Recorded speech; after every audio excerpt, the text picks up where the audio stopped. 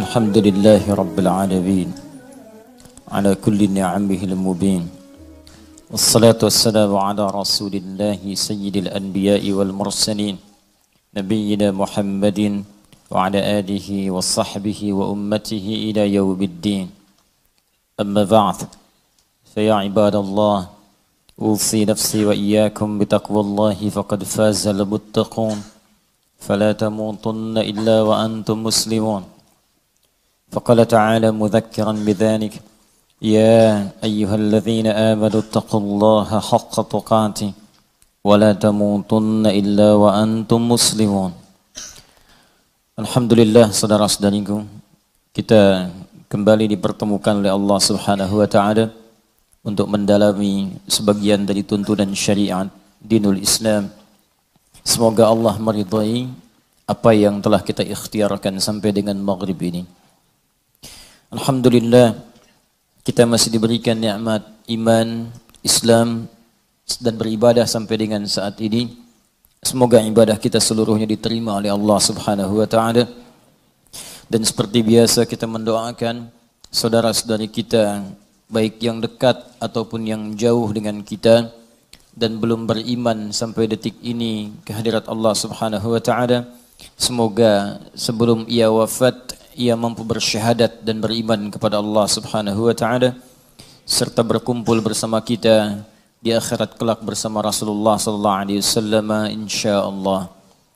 Semoga para pelaku maksiat tepat di detik ini diberikan hidayah oleh Allah untuk bertobat, sehingga dengan bertobat itu mudah-mudahan seluruh tubuhnya bisa berubah mengerjakan amal saleh dan dipertanggungjawabkan dengan ringan saat hisab di hadapan Allah Subhanahu wa taala. Mari kita lanjutkan kajian kita di kesempatan ini masih dalam pembahasan surah Al-Fatihah pada ayat yang kedua, Alhamdulillahi Rabbil Alamin. Sebelum sampai pada pemaknaan ayat ini, kita akan coba ingatkan kembali korelasi dengan ayat sebelumnya dan penamaan dengan surah Al-Fatihah. Seperti diketahui bahwa Al-Fatihah disebut dengan demikian mencakup beberapa makna yang sangat luas dan memiliki sifat yang istimewa. Al-Fatihah bisa berarti pembuka bila terkait dengan ayat-ayat Allah Subhanahu wa taala, maka ia dipahami sebagai pembuka dari firman Allah yang diturunkan pada Nabi Muhammad sallallahu alaihi wasallam sebagai mukjizat sekaligus wahyu yang menandai kerasulan Nabi Muhammad sallallahu alaihi wasallam.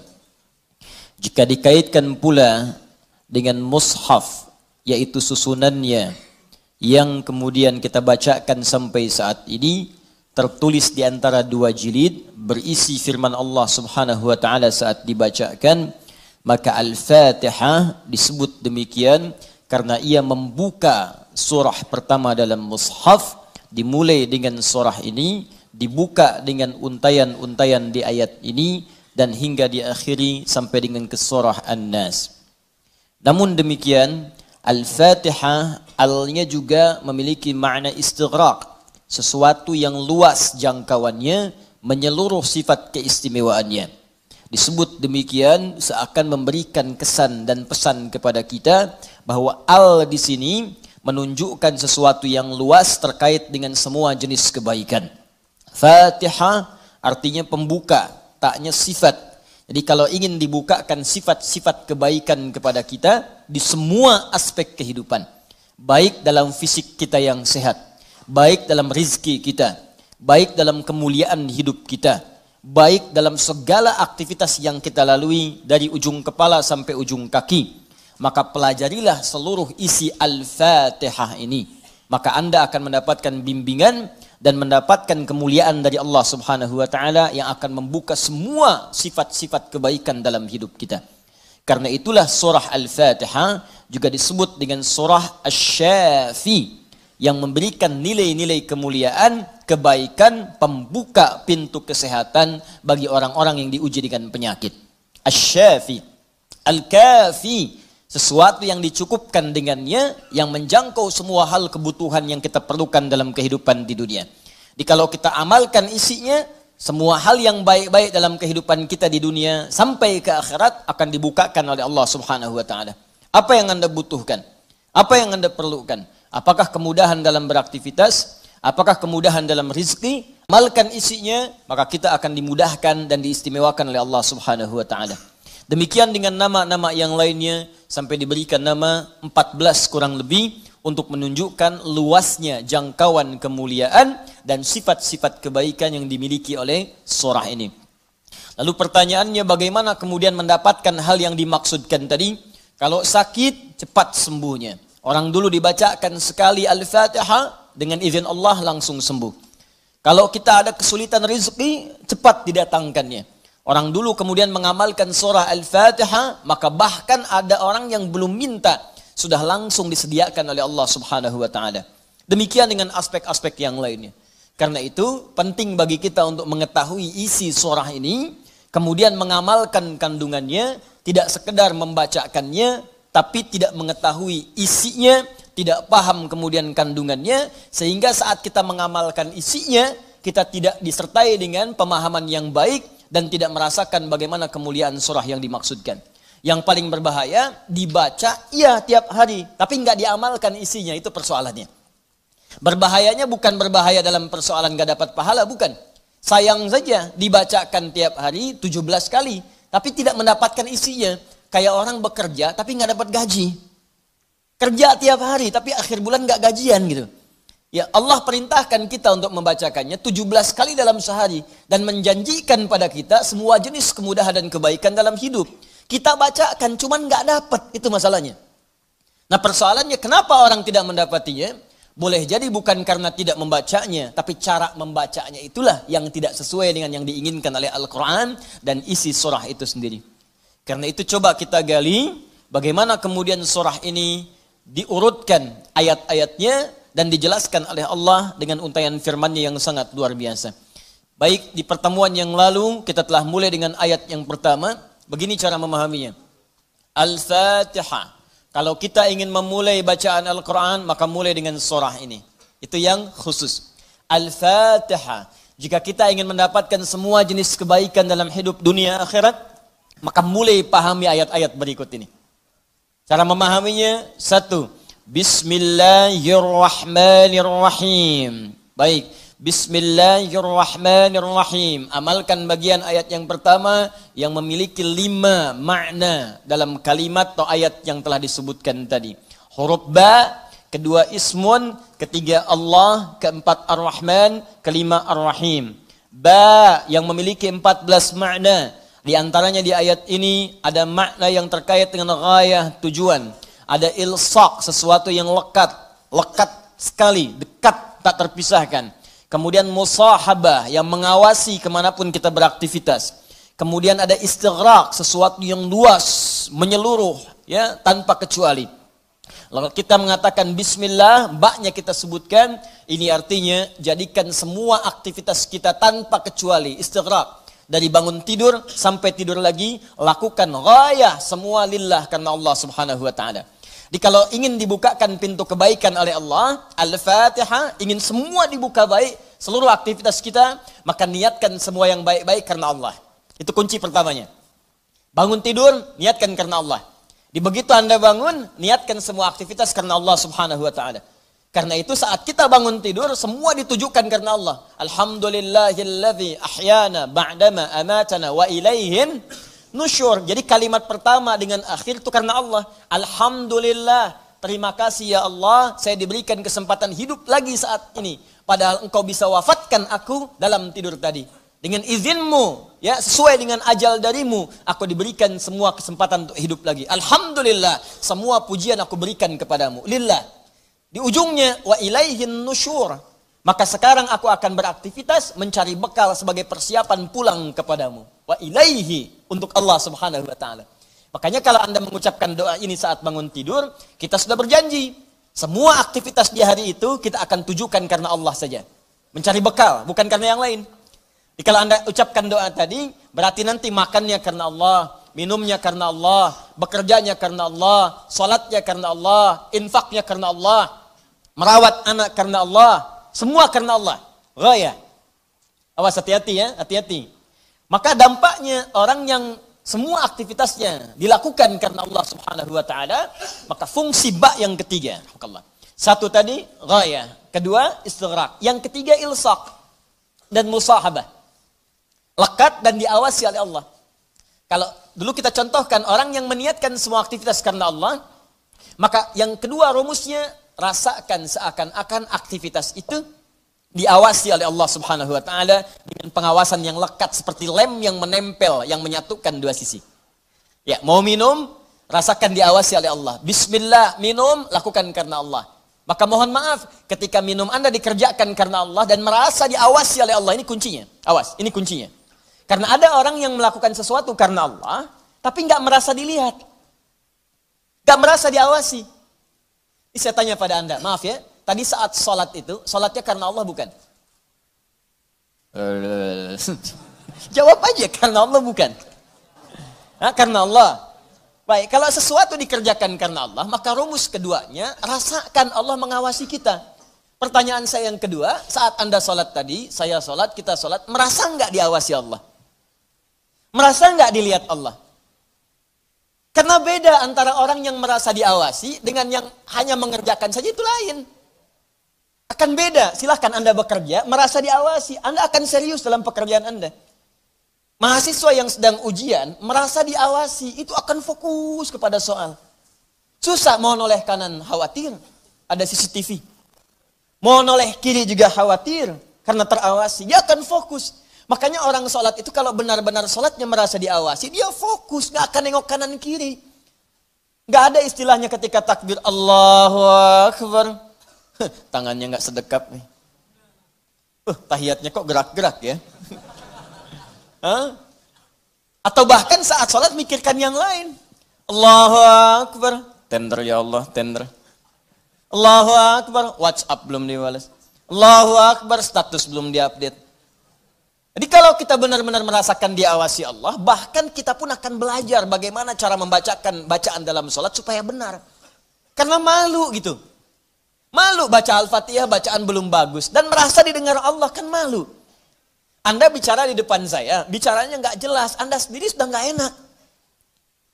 Ustadz Adi, saya mau bertanya, silahkan. Kan kalau kedengaran nggak jelas pun, saya dengarnya pun nggak paham, Anda nyampaikan pun nggak enak. Sekarang Anda sholat setiap hari. 5 waktu menghadap Allah, belum tambahan sholat sunnah. Dan Anda sadar bacaan Anda belum bagus. Tapi anehnya merasakan didengar oleh Allah dan diawasi. Apa nggak malu gitu? Coba deh satu kali rasakan hal yang demikian. Jadi kalau kita memang merasa, itu dampaknya lain ke dalam ibadah kita. Nanti rumus terapannya, aktivitas harian kita. Ini minum, ini pekerjaan sederhana. Tiap hari kita minum. Cuman ada beda ketika minum kita itu merasa dilihat Allah. Maka saya katakan di pertemuan lalu, mustahil Anda akan menyentuh minuman yang tidak disukai oleh Allah. Mustahil. Jangankan menyentuh yang dilarang Allah, mau minum pakai tangan kiri pun rasanya nggak enak. Pasti Anda akan pindahkan itu kepada yang lebih baik. Paham sampai sini ya? Ya sama dengan proses begini, mencari nafkah, bekerja, dari di jalan, dari baca, berpakaian. Kalau semua dikerjakan karena Allah, demi Allah saya katakan, mustahil dalam pekerjaan bisa mudah menyentuh yang diharamkan oleh Allah. Nggak mungkin. Nggak mungkin mau terima proyek yang haram, itu mustahil. Mustahil ikutan tender yang haram, mustahil. Mustahil menjerumuskan diri pada yang tidak disukai oleh Allah. Karena merasa dilihat Allah. Dan merasa diawasi, jadi mustahil. Dusta itu mustahil.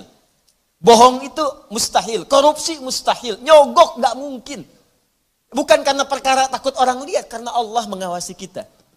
Makanya dulu, sahabat tuh ketika diajarkan seperti itu, bahkan anak-anak kecil, jangankan yang tinggal di kota, di ujung yang paling dalam di padang Sahara, yang sulit ada orang setiap waktu, yang kalau lewat cuman kambing gurun dengan unta, Anda bayangkan.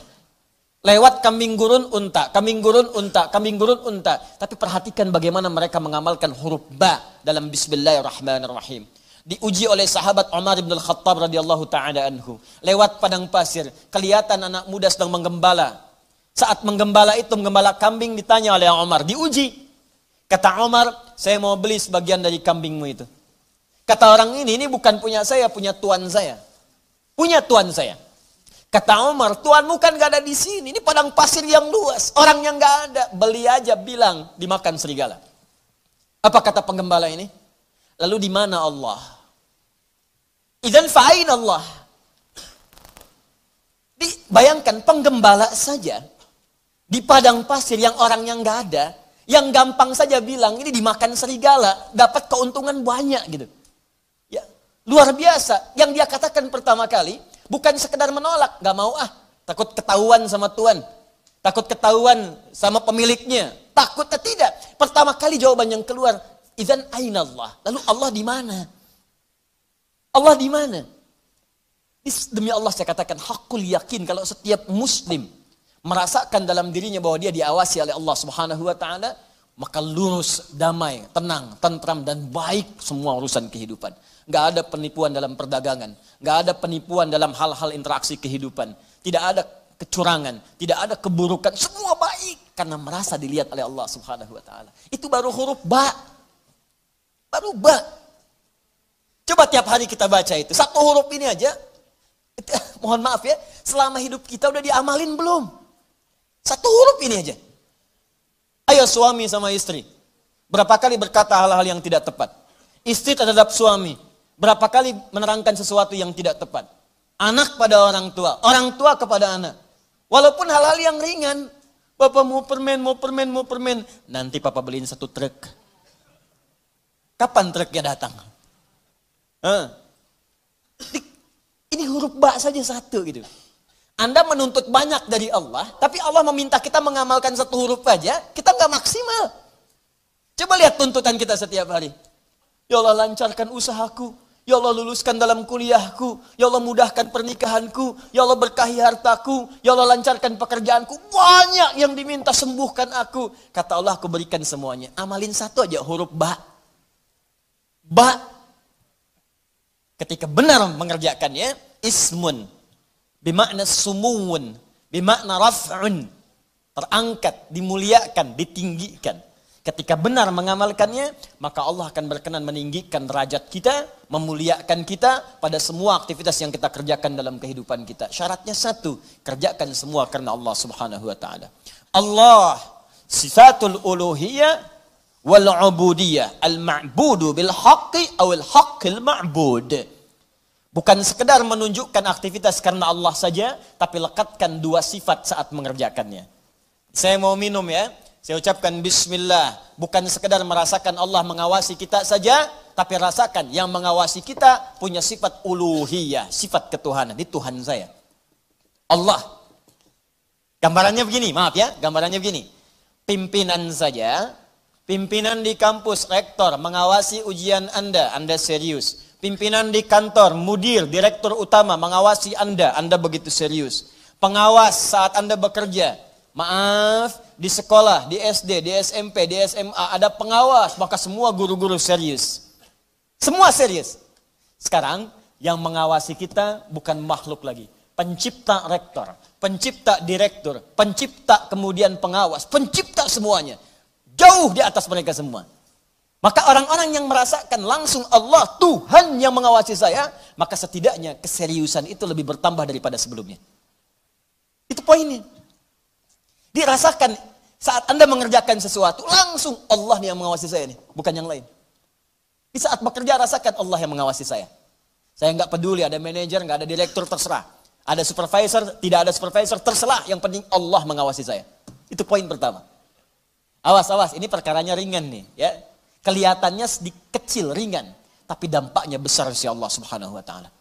Jika benar kita mengerjakannya dengan menuhankan Allah dan merasakan pengawasan Allah Subhanahu wa taala, maka nanti lihat 2 terakhir di bagian penutup ayat tadi. Yang kedua, sifat ubudiyah. Ini yang sering gagal di sini. Haqqul ma'bud wal ma'budu bil haqq. Yang berhak untuk disembah dan yang disembah dengan yang sebenar-benarnya. Saya jelaskan di pertemuan yang lalu. Ya, siapa dia? Allah. Sifat dari nama Allah yang kedua adalah sifat yang menjadikan semua aktivitas kita niatkan sebagai ibadah karena Allah yang dipertuhankan tadi. Jadi kalau mau minum, bukan sekedar minum. Niatkan karena Allah sebagai ibadah. Kalau mau makan, niatkan karena Allah sebagai ibadah. Mau berpakaian, niatkan karena Allah sebagai ibadah. Makanya orang-orang yang berpakaian yang niatnya ibadah, gak akan cari pakaian yang ngebuka aurat. Katanya karena Allah, tapi pakaiannya aurat terbuka. Coba akhwat deh yang di bawah. Bu, ya. Coba deh ibu lihat. Bismillahirrahmanirrahim. Pakainya memang bismillah, tapi rambutnya tersingkap. Jilbabnya nggak dikenakan gitu. Lalu di mana Allah pada saat mengucapkan bismillah itu? Kok bisa ke masjid pakai mukena ditutup, keluar dari situ pakai rok lagi? Ustadz lihat, tidak.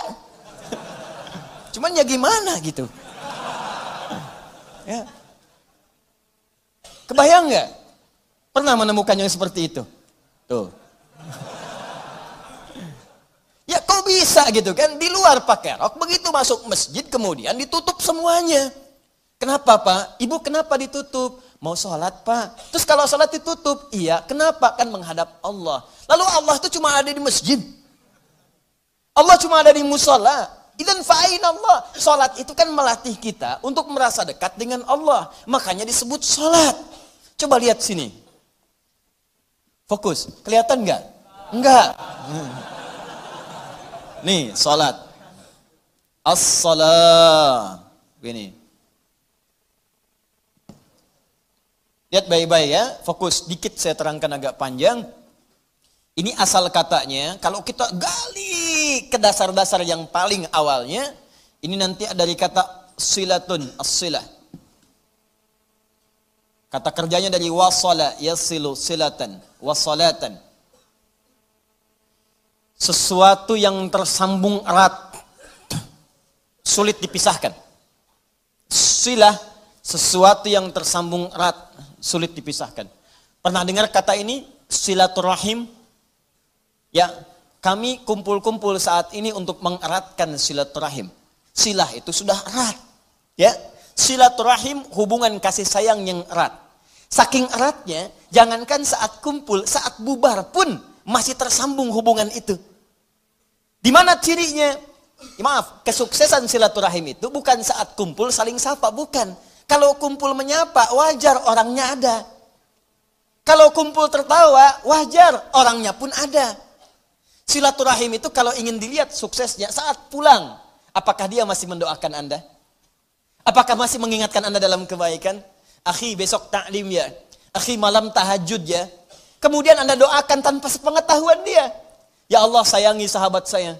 Ya Allah kekalkan hubungan kami sampai dengan ke surga. Ya Allah jaga keluarga dia dalam kebaikan. Ya Allah sehatkan semua anggota keluarganya. Ya Allah jadikan kami bersaudara keluarga kami dengan keluarga dia. Itulah silaturahim. Silah hubungan yang erat, yang tak terputuskan dan tidak tersekat oleh tempat dan keadaan serta waktu. Itu silah.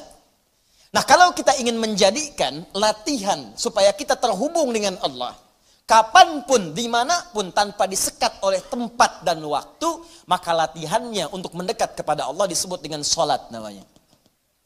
Di sholat ini cara kita terhubung dengan Allah. Supaya saat terhubung itu bukan cuma di masjid, nggak ada sekat tempat dimanapun tersambung dengan Allah.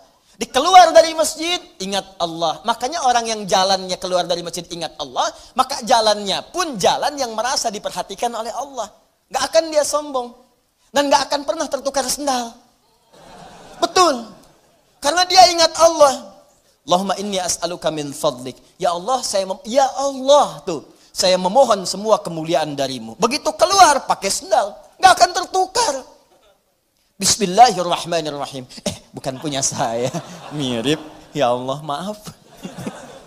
Pakai lagi. Jelas ya? Nah, itu namanya. Karena itu orang mengatakan as-salah itu doa. Ad-doa. As-salatu hiya doa. Pengertian fikih. Salat itu doa. Karena semua awal sampai akhirnya dalam salat kita baca doa. Tapi kenapa doa disebut salat? Karena saat berdoa kita tersambung dengan Allah subhanahu wa ta'ala. Itu poinnya. Makanya setiap orang berdoa itu nyambung dia dengan Allah. Ya Allah, ya Allah, ya Allah. Nyambung. Karena itu di fikih disebut as-salat hiya doa. Tapi asal maknanya sesuatu yang terhubung dengan Allah, hubungan yang sangat erat, tak terpisahkan waktu dan tempat. Makanya aneh kalau ada orang sholat ke masjid, dari mulai rok mini, kemudian pakai mukena ditutup, keluar masjid, dibuka lagi. Itu artinya nggak nyambung. Nggak nyambung. Nggak nyambung.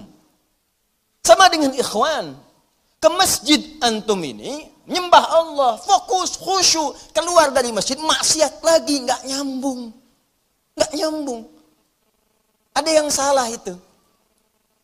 Jadi aneh kan, menuntut banyak kepada Allah, tapi hak-hak Allah nggak dipenuhi. Dan jangan sekat ibadah itu dalam konteks ritual saja. Bukan sekedar sholat, bukan. Sholat itu latihan. Bukan sekedar baca Al-Quran. Karena ibadah yang baik itu akan meluaskan aura ibadahnya di luar konteks dalam penuraian yang ritual itu. Di selesai ritual, keluar, masih ingat Allah. Coba buka Quran surah keempat, ayat 103. Perhatikan bagaimana Allah menjelaskan keutamaan apa yang dikerjakan setelah sholat itu. Tadi yang saya terangkan maknanya.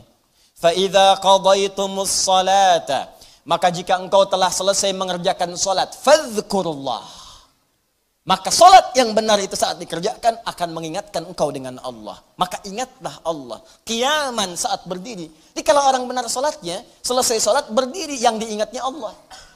Wa qu'udan, duduk. Anda ke musola di kantor, balik dari ke musola, balik lagi ke meja. Duduk di kursi, depan komputer, duduk sambil ngetik. Fadhkurullah, ingat Allah. Bukan sekedar subhanallah, subhanallah, subhanallah. Sambil ngerjain proyek, astagfirullah, astagfirullah, astagfirullah. Dicek oleh supervisor, di komputernya astagfirullah semua. Bukan itu. Bukan itu maksudnya. Maksudnya ketika Anda kerjakan itu, Anda ingat Allah, maka nggak ada nol yang bertambah. Tidak ada angka yang berubah, sesuai semuanya. Kenapa? Karena merasa diawasi oleh Allah Subhanahu wa ta'ala. Tuh, dua poin itu hadir nggak dalam kehidupan kita? Apakah selama ini berpakaiannya karena Allah? Maka pakaian ini nggak akan dicari dari sesuatu yang haram. Dan pakaian ini akan digunakan pada yang baik-baik. Makanya pakaian yang diperoleh dari harta yang baik akan keluar perbuatan baik dari itu. Harta benda yang dihasilkan dari proses yang halal, semuanya akan berkah. Coba lihat tuh, saya kan sering katakan, itu sendal Anda berapa kali dipakai ibadah? Berapa kali dipakai untuk ke masjid? Sepeda Anda, motor Anda, mobil Anda. Di rumah ada nggak satu ruangan yang belum pernah dipakai ibadah? Ada nggak? Coba cek, cari ya satu ruangan di rumah yang di situ nggak pernah dipakai ibadah, cari. Mulai sekarang pulang, pakai dulu di situ. Khawatirnya saat dihisab itu nggak ada nilainya. Cuma jadi gudang. Jadi gudang. Masya Allah. Koper ditaruh di situ, kopernya pernah umroh, tapi nggak pernah dipakai ibadah di situ. Ya, ini sederhana teman-teman sekalian, tapi ini syarat mutlak untuk mendapatkan apa yang tadi kita inginkan. Al-Fatihah, Al-Fatihah. Ba-nya disertai dengan sifat uluhiyah dan sifat ubudiyah. Kalau benar semua itu dikerjakan, maka ditutup dengan kalimat Ar-Rahmanir Rahim. Makanya Ar-Rahmanir Rahim harakatnya kasrah ikut kepada Allahnya, sifatnya. Silahkan cek. Bismillahirrahmanirrahim. Gak ada A, gak ada U. I. Silahkan lihat. Bismillahirrahmanirrahim. Ada? Hah? Ar-Rahman itu na'at. Awas. Na'at kepada sifat sebelumnya man'ut Allah. Di ilmu nahu, sifat mausuf, na'at man'ut. Siapa yang disifati? Allah. Siapa yang diman'uti? Allah. Di na'atnya Ar-Rahman. Sifatnya Ar-Rahman, mausufnya Allah. Dan sifat mausuf nggak terpisahkan, paham? Tidak. Nggak bisa dipisahkan. Yang disifati dengan sifatnya. Yang disifati itu Allah, sifatnya Ar-Rahman. Plus Ar-Rahim, sifat dengan yang disifati nggak bisa dipisahkan. Sifat Ar-Rahman nggak terpisahkan dengan Allah. Jadi kalau ingin mendapatkan sifat Rahman, maka amalkan sifat dalam lafaz Allah yang tadi disebutkan. Ingin mendapatkan kemuliaan dalam Rahman, maka amalkan dua sifat yang melekat pada kalimat Allah. Uluhiyah, kemudian ubudiyah. Pertuhankan Allah dan lakukan semua pekerjaan sebagai ibadah. Maka semua urusan dunia yang baik-baik, Allah buka. Sifat Allah yang memberikan semua kemuliaan dunia disebut dengan Rahman. Nanti, semua yang kita kerjakan karena ibadah, punya bekal akhirat. Bismillahirrahmanirrahim. Minum. Alhamdulillah. Contoh. Nah, dituliskan ini. Karena diucapkan Bismillahirrahmanirrahim, ada kemudahan, berkah, memberikan kekuatan dunia. Tapi poin terbesarnya, begitu disebutkan Bismillahirrahmanirrahim, dituliskan pahala akhiratnya. 10 poin. Maka saat pulang ke akhirat nanti, dibukalah semua hasil pekerjaan dunia kita yang jadi ibadah. Sifat Allah yang memberikan kepada kita balasan dari akhir pahala tadi, disebut dengan Rahim namanya. Makanya semua pekerjaan yang tidak disebutkan nama Allah di dalamnya, maka dia kehilangan poin pahalanya. Sifat Rahim tidak akan pernah diberikan pada hamba yang tidak mendulang pahala dalam beraktivitas saat di dunia. Jelas sampai sini? Nah, karena itu tolong jangan sampai dunianya banyak, akhiratnya nestapa nanti. Jangan sampai dunianya kaya, akhiratnya fakir. Coba saya tanya deh di sini. Pilih mana? Kaya dunia, fakir akhirat, atau fakir dunia, kaya akhirat? Benar. Benar, cepat. Perwakilan ibu-ibu. Biasanya ibu-ibu lebih cepat. Bu, ada saingan di sini. Ya kaya dunia, kaya akhirat. Rabbana atina fid dunya wa fil akhirati wa qina adzabannar. Itu poinnya. Jadi kerjakan semua karena Allah. Ini kelihatan ringan, tapi kalau diamalkan akan ada perbedaan dalam kualitas kehidupan kita. Sekarang bagian yang pentingnya, ini yang kita sambungkan ke ayat yang kedua. Setelah kita mengerjakan semua karena Allah itu, dan Allah berikan apa yang dijanjikan tadi. Ya Allah, saya ingin mudah bekerja. Bismillahirrahmanirrahim. Ternyata diberikan. Ya Allah, besok saya ingin ujian. Bismillahirrahmanirrahim. Ternyata lulus. Ya Allah, besok saya akan lamaran. Bismillahirrahmanirrahim. Diterima lamarannya. Ya Allah, besok saya akan menikah. Bismillahirrahmanirrahim. Lancar akadnya. Lantas apa yang harus kita lakukan setelah Allah berikan semua itu? Untuk bisa mengabadikan nikmat yang diberikan tadi atau bertambah dari yang sebelumnya. Orang yang menjadikan aktivitasnya semua karena Allah, ditujukan karena Allah, maka dalam mengerjakannya, dia akan menerapkan dua sifat yang melekat pada nama Allah Subhanahu wa Ta'ala. Pertama adalah sifat uluhiyahnya, rasakan saat mengerjakan itu diawasi oleh Allah Subhanahu wa Ta'ala sebagai Tuhan yang menciptakan kita, dan akan yang menanyai kita di hari kiamat saat kita kembali kepadanya. Yang kedua, sifat ubudiyah kita kepada Allah. Jadikan pekerjaan kita itu sebagai ibadah karena Allah Subhanahu wa Ta'ala. Bukan sekedar salatnya, bukan sekedar puasa dan bacaan Al-Qur'annya, tapi semua aktivitas yang kita kerjakan dari bangun tidur sampai kita tidur kembali. Jika semua itu dikerjakan karena Allah, maka Allah akan mengangkat derajat kita, memuliakan kita, dan meliputkan pada diri kita semua jenis-jenis kebaikan. Di dunia diturunkan sifatnya disebut dengan Rahman, di akhirat diberikan balasan pahalanya dengan menurunkan sifat yang mulia khusus bagi orang yang beriman, yaitu sifat Rahim. Jika kita telah menerima itu semua, terkhusus dalam kehidupan dunia kita. Tadi saya sampaikan, kita ingin besok ujian lulus, Allah luluskan. Kita ingin pekerjaan lancar, Allah lancarkan. Kita ingin dapat satu proyek berhasil, Allah tetapkan kita berhasil di dalamnya. Maka jika semua itu sudah Allah berikan kepada kita, badan sehat, pandangan awas, pendengaran jelas, kaki melangkah dengan nyaman, tidak ada persoalan pada tubuh kita, rumah juga sudah cukup, kendaraan baik, semua nyaman dalam kehidupan, maka apa yang harus kita lakukan kepada Allah Subhanahu wa Ta'ala? Maka turun ayat yang keduanya, melanjutkan bagian yang tadi untuk mengabadikan nikmat atau bahkan menambahkan nikmat yang telah Allah anugerahkan kepada kita. Maka disampaikanlah oleh Allah Subhanahu wa Ta'ala, Alhamdulillahi Rabbil Alamin. Alhamdulillahi Rabbil Alamin. Kita baca dulu tafsirnya dalam keterangan Al-Imam Ibn Katsir rahimahullah dalam kitabnya Tafsirul Quranul Azim, supaya kita bisa mendapatkan pandangan dari ulama. Nanti saya jelaskan huruf per huruf, kalimat per kalimatnya, yang memadukan dengan kitab-kitab yang sebagiannya telah sampaikan kepada Anda semua di pertemuan yang lalu. Halaman 35. Alhamdulillahi Rabbil Alamin. Firman Allah Subhanahu wa Ta'ala, Alhamdulillahi Rabbil Alamin. Saya bacakan dulu kitabnya. Al-Qurra'us Sab'ah ala dhammid dal fi qawlihi Alhamdulillah. Semua para pembaca dalam riwayat yang 7. Jadi ada 7 riwayat dikenal dengan bacaan mutawatir. Ya, sab'ah qira'ah al-mutawatirah. Ya, 7 jenis bacaan ini Ini bacaan yang diterima. Ingat ya, diterima oleh seluruh lapisan umat Islam yang tersambung sanadnya. Ya, beritanya, informasinya, pengajarannya ke Rasulullah sallallahu alaihi wasallam diterima dari malaikat Jibril alaihissalam bersumber dari Allah Subhanahu wa taala. 7 jenis ini dibaca pada bacaan Al-Qur'an juga dibacakan sah dalam salat. Ya, dibacakan sah dalam salat.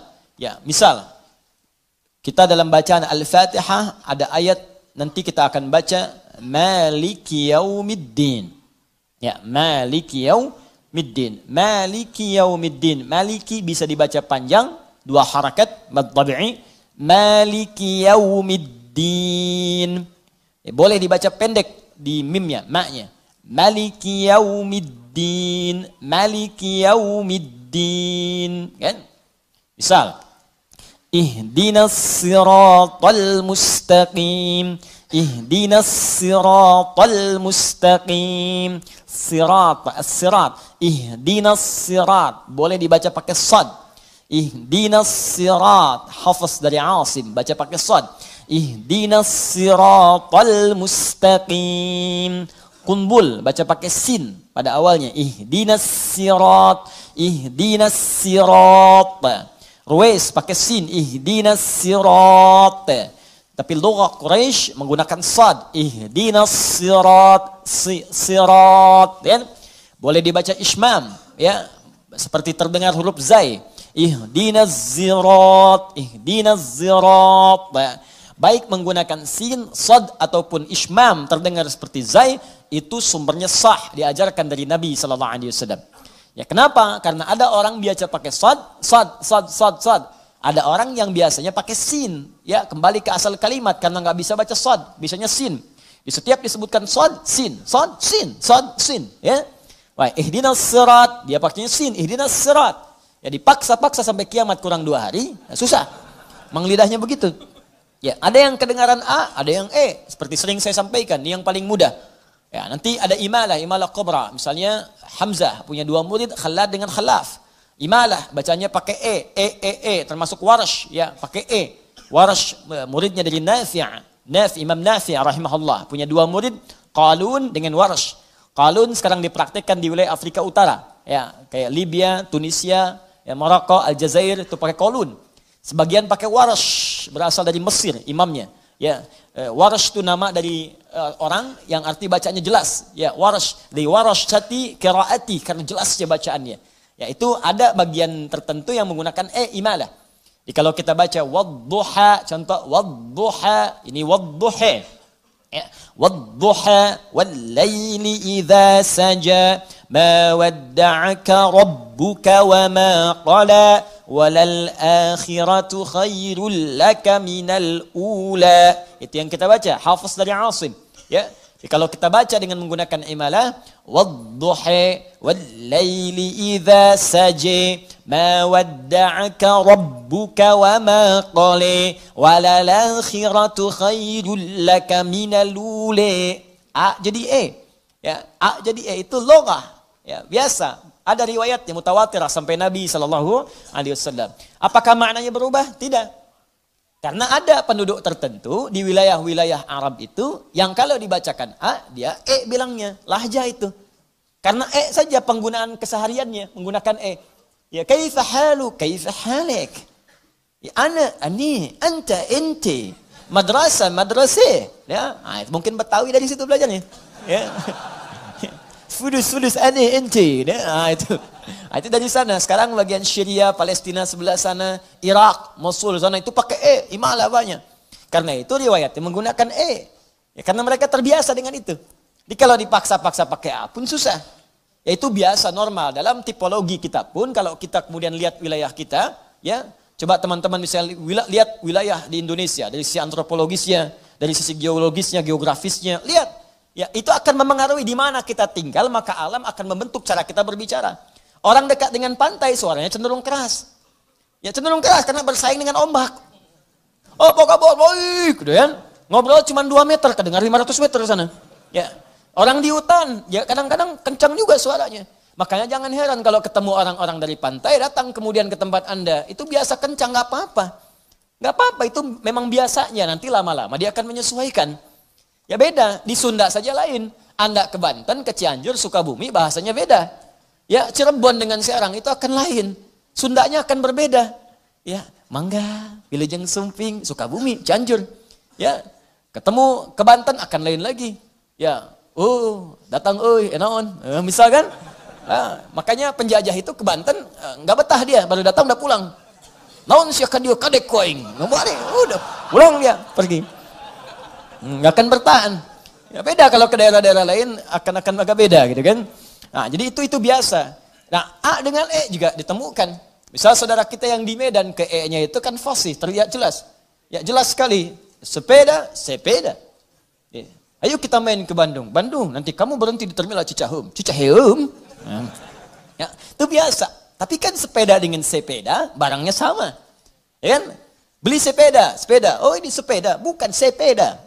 Barangnya sama, bungkus, jadi. Ya, sama wadduha dengan wadduha, bacaannya berbeda tapi maknanya sama. Nah ini boleh dibaca dalam salat juga, tapi menyesuaikan dengan bacaan masyhur di penduduknya. Jangan karena ingin menunjukkan saya baru tahu qiraat, saya hafal qiraat sab'ah, dibaca depan orang yang nggak biasa, itu cari masalah. Jadi masalah datang ke Bekasi, pulang dari Mekah saya belajar, saya udah hafal nih Warsh, Masya Allah, praktek di Bekasi. Wadduha, ketawa orang belakang. Anda dibilang salah, ini imam bid'ah, ada keluar. Ya, paham ya? Taib. Jadi al-qira'us sab'a 'ala dhammid dal. Bacaan di qira'ah sab'ah semua para pembacanya itu mendhammahkan huruf dal di alhamdu. Ya, alhamdu. Ya, saya hapus dulu ya. Bismillah. Hapus dengan menggunakan bismillah. Allahumma shalli ala Muhammad. Udah 5 tahun kajian di sini nih. Datang, angin, nulis, ngapus. Luar biasa. Jamaah datang, ngelihat masuk surga, enak banget. Ya Allah. Tulis dulu ya. Ya kita ganti pakai tulis.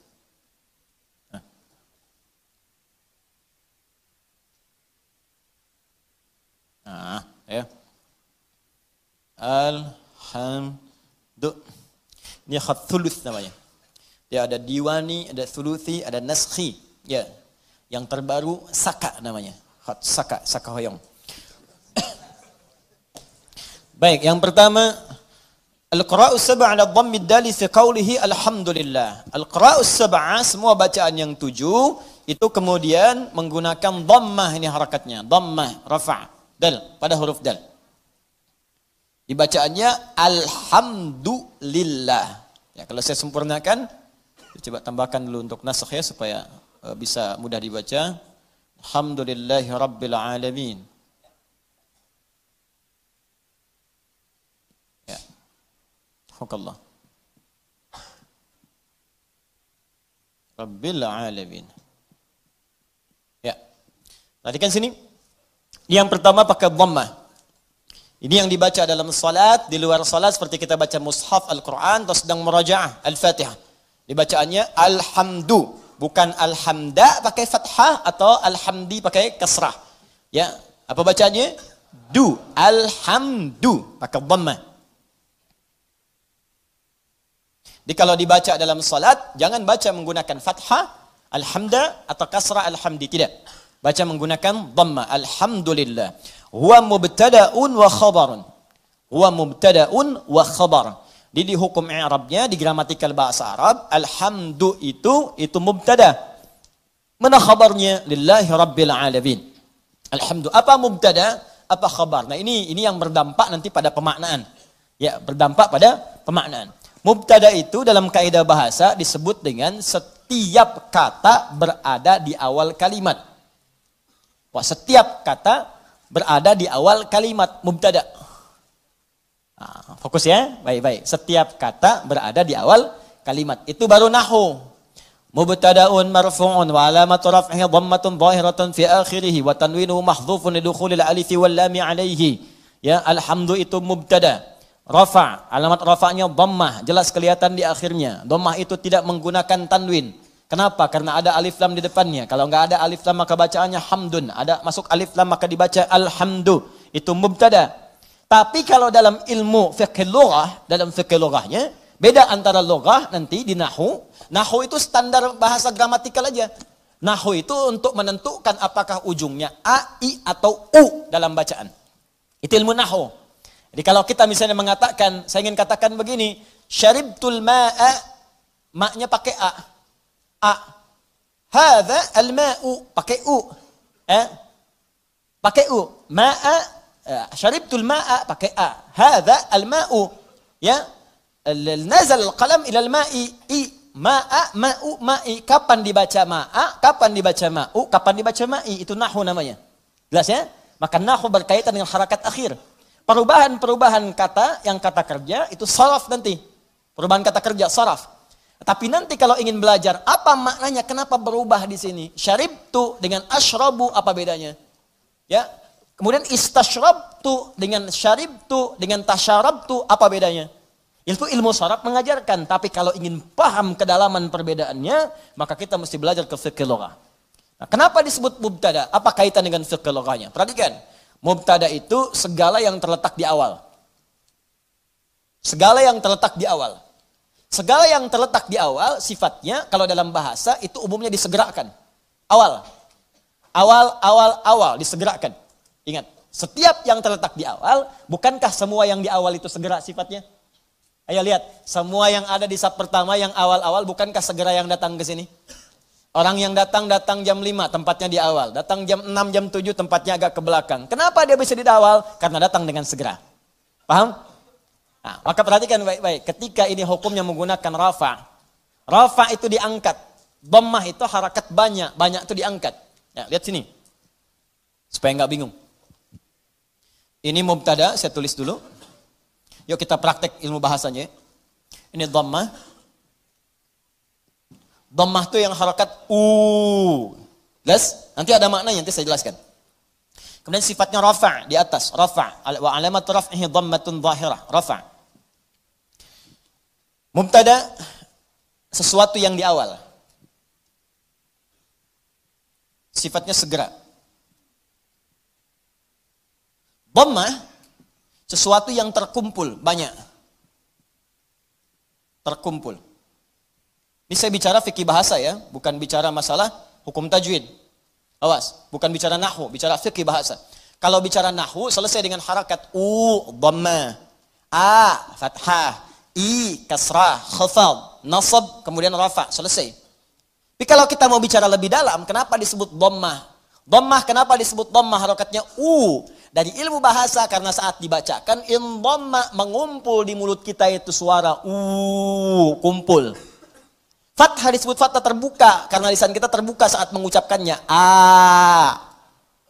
Ya, kasrah disebut kasrah karena harakatnya pecah di lisan kita sehingga keluar kecil i. Ya, i turun ke bawah disebut khafad i. Itu bacaannya. Tapi di fikih lughah beda maknanya. Beda. Sesuatu kalau menggunakan dhammah, in dhamma menunjukkan sesuatu yang banyak. Jadi, kalau ada harakat misalnya masuk menggunakan dhammah, harakatnya dalam satu huruf, itu di fikih bahasa makna pertamanya sesuatu yang mengandung hukum banyak. In dhamma yandhammu. Sesuatu yang banyak terkumpul. Dah, tahan. Paham sampai sini? Kalau terletak di awal mubtada, di awal kalimat, alhamdu terletak di awal. Nggak ada kalimat sebelumnya. Ayat kedua turun, alhamdulillahi rabbil alamin. Alhamdu, kalimat pertamanya, mubtada. Terletak di awal, menunjukkan sesuatu yang sifatnya segera. Jelas? Rafa, sesuatu yang tinggi. Tinggi di atas. Karena dhammah itu nggak pernah letaknya di bawah. Selalu di atas. Ya, sesuatu yang tinggi di atas. Wah, saya cek dulu. Dhammah bunyinya apa? Fathah bunyinya apa? A. Kasrah bunyinya apa? I. Jelas ya? Nah, tinggal praktekkan, itu baru belajar bahasa. Anda mabit di sini, jam 2 mau perbaiki wudhu, begitu keluar di pohon samping, di pohon mangga tuh dekat alisan mat, ya, ada suara hihi, tunjuk kasrah. Emang saya takut kasroh ya. Dia berubah. Bilang fathah. Terakhir, dhamma, bis itu lari.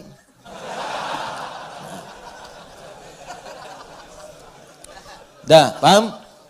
Nah, sekarang lihat, sekarang kita praktekkan tafsirnya. Ketika menggunakan dhammah disebut dengan mubtada. Perhatikan, alhamdu sifatnya mubtada, hukumnya disegerakan. Maka kalau Anda sudah mendapatkan nikmat dari Allah Subhanahu wa taala, Rahman, nikmat sehat, nikmat rizki, harta benda, nikmat keluarga, nikmat kenyamanan hidup, maka bersegeralah untuk memuji Allah Subhanahu wa taala. Syukur kepadanya. Maka Anda ucapkan alhamdu. Sifatnya disegerakan untuk kita menjadikan sifat syukur kita kepada Allah setelah menerima nikmat. Ini hukum umum. Bukankah Anda kalau saya berikan sesuatu, Anda seketika mengucapkan ucapan? Apa ucapannya? Terima kasih. Ya, saya berikan sesuatu, Anda ucapkan pada saya apa? Terima kasih. Ya kan? Anda terima, Anda ucapkan, saya kasih, Anda terima. Begitu saya berikan, terima kasih. Ya kan?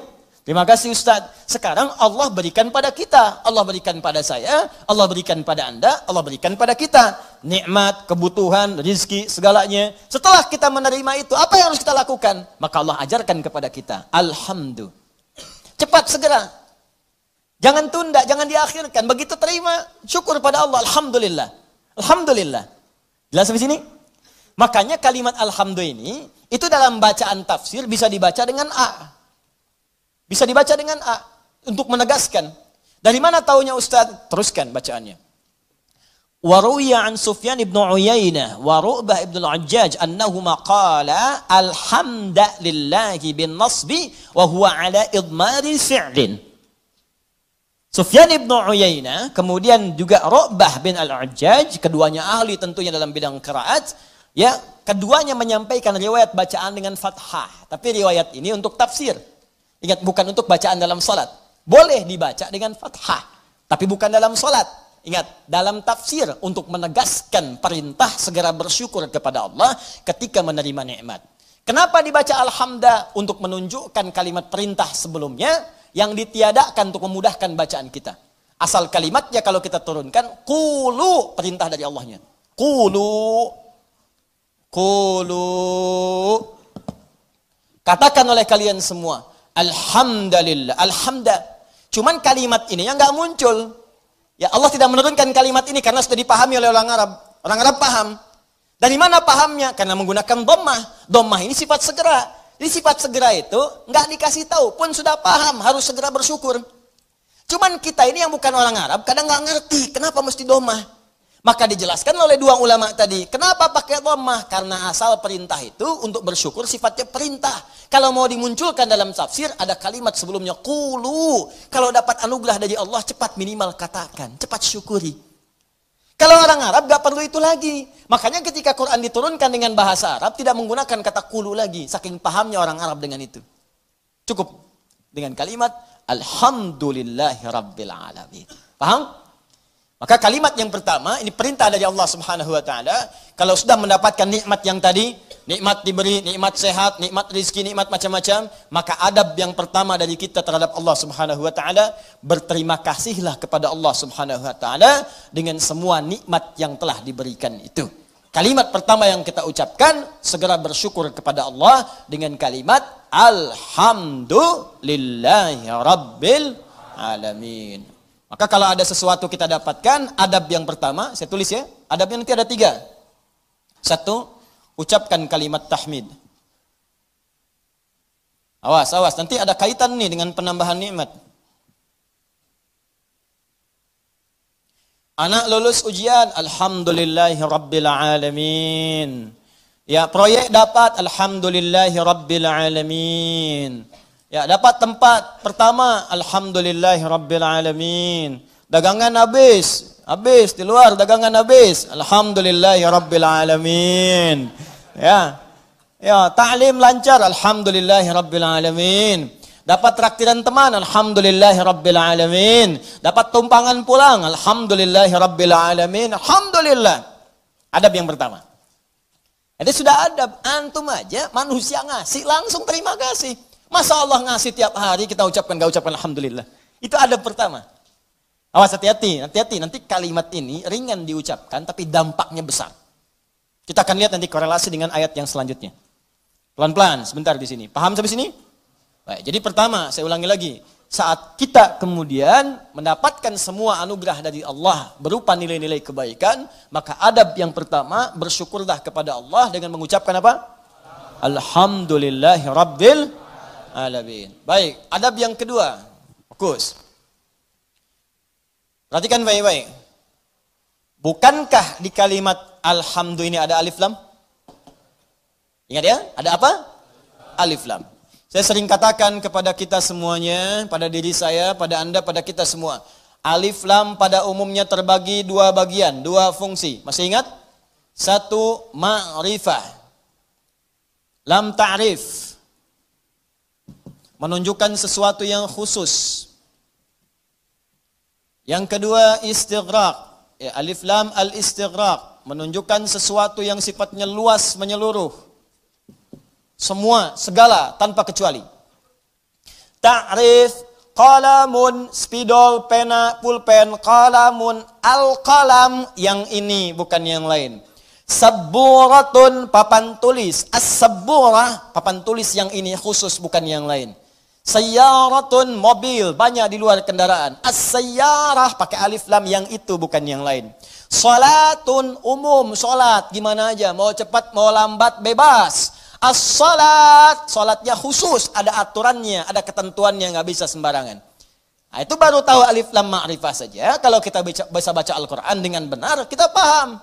Kenapa kalimat salat dalam Al-Quran yang bermakna ibadah, dari takbir sampai salam, semua kalimatnya pakai alif lam. Kalau nggak pakai domir di akhirnya atau idhofah, pakai alif lam.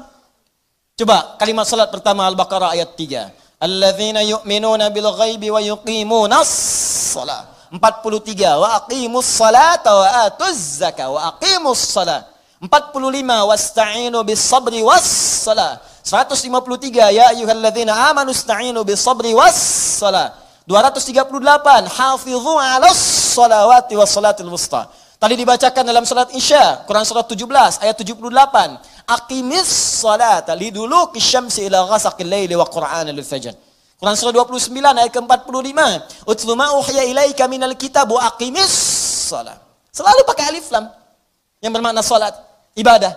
Kenapa menggunakan alif lam? Ingin memberi pesan kepada kita, kalau salat jangan sembarangan. Jangan semaunya. Asal salat. Amin. Masya Allah, zuhur 2 menit. Bayangin. Paling nampak saat tarawih lah. Yang 11 rakaat 1 jam. Yang 23, ada yang 7 menit. Kok cepet amat sih? Amat aja nggak cepet-cepet. Lancar tiap tahun diulang-ulang, masa belum lancar juga? Lancar sih iya, tapi kan Nabi juga nggak begitu, John. Ada aturannya, ada tumakninahnya, kan? Ada ketenangannya. Kamu nggak tumaninah? Wah, tumaninah sedang sholat sendiri tuh, paling belakang perempuan. Bukan itu. Tenang, bacaan nyaman, fasihnya, kan ada harakatnya, ada tajwidnya, ada sifatnya, ada makhrajnya, ada ketenangannya, ada doanya, itu aturan, pakainya pakai alif lam, ya, itu ma'rifah. Istighraq menunjuk pada yang luas tanpa ada kecualinya, semua dicakup, ya, dan semua yang terdapat, tidak ada satu pun tersisa untuk yang lain, semua tercakup. Nah, dua-duanya ini kita bisa terapkan dalam hukum kalimat alhamdu.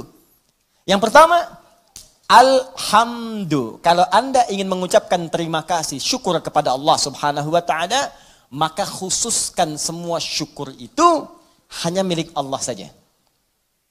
Jangan mengambil bagian darinya. Ini kalau sudah merasakan semua karena Allah, ini kan yang ngasih Anda selamat Allah. Yang ngasih anak Anda lulus bisa hafal Quran itu Allah. Yang bisa menjadikan Anda sukses dalam pekerjaan Allah. Kalau nggak berkehendak nggak bisa. Anda kerja sampai bertahun-tahun, sampai banting tulang, banting kepala, banting kaki, banting apapun, semua dibanting. Kalau Allah nggak berkehendak nggak akan jadi. Dan kita sadar karena Allah. Maka dari itu ketika kita mendapatkan adab pertamanya, bersyukur terima kasih pada Allah. Khususkan pada Allah. Jangan ngambil bagian dari situ. Karena kita meyakini apa yang kita dapatkan semua sumbernya dari Allah. Paham? Nah, makanya jangan melibatkan diri kita. Ini adab keduanya. Jangan melibatkan diri kita saat kita ingin bersyukur dan mengucapkan terima kasih kepada Allah atas nikmat yang diterima. Contoh, Bu, ya.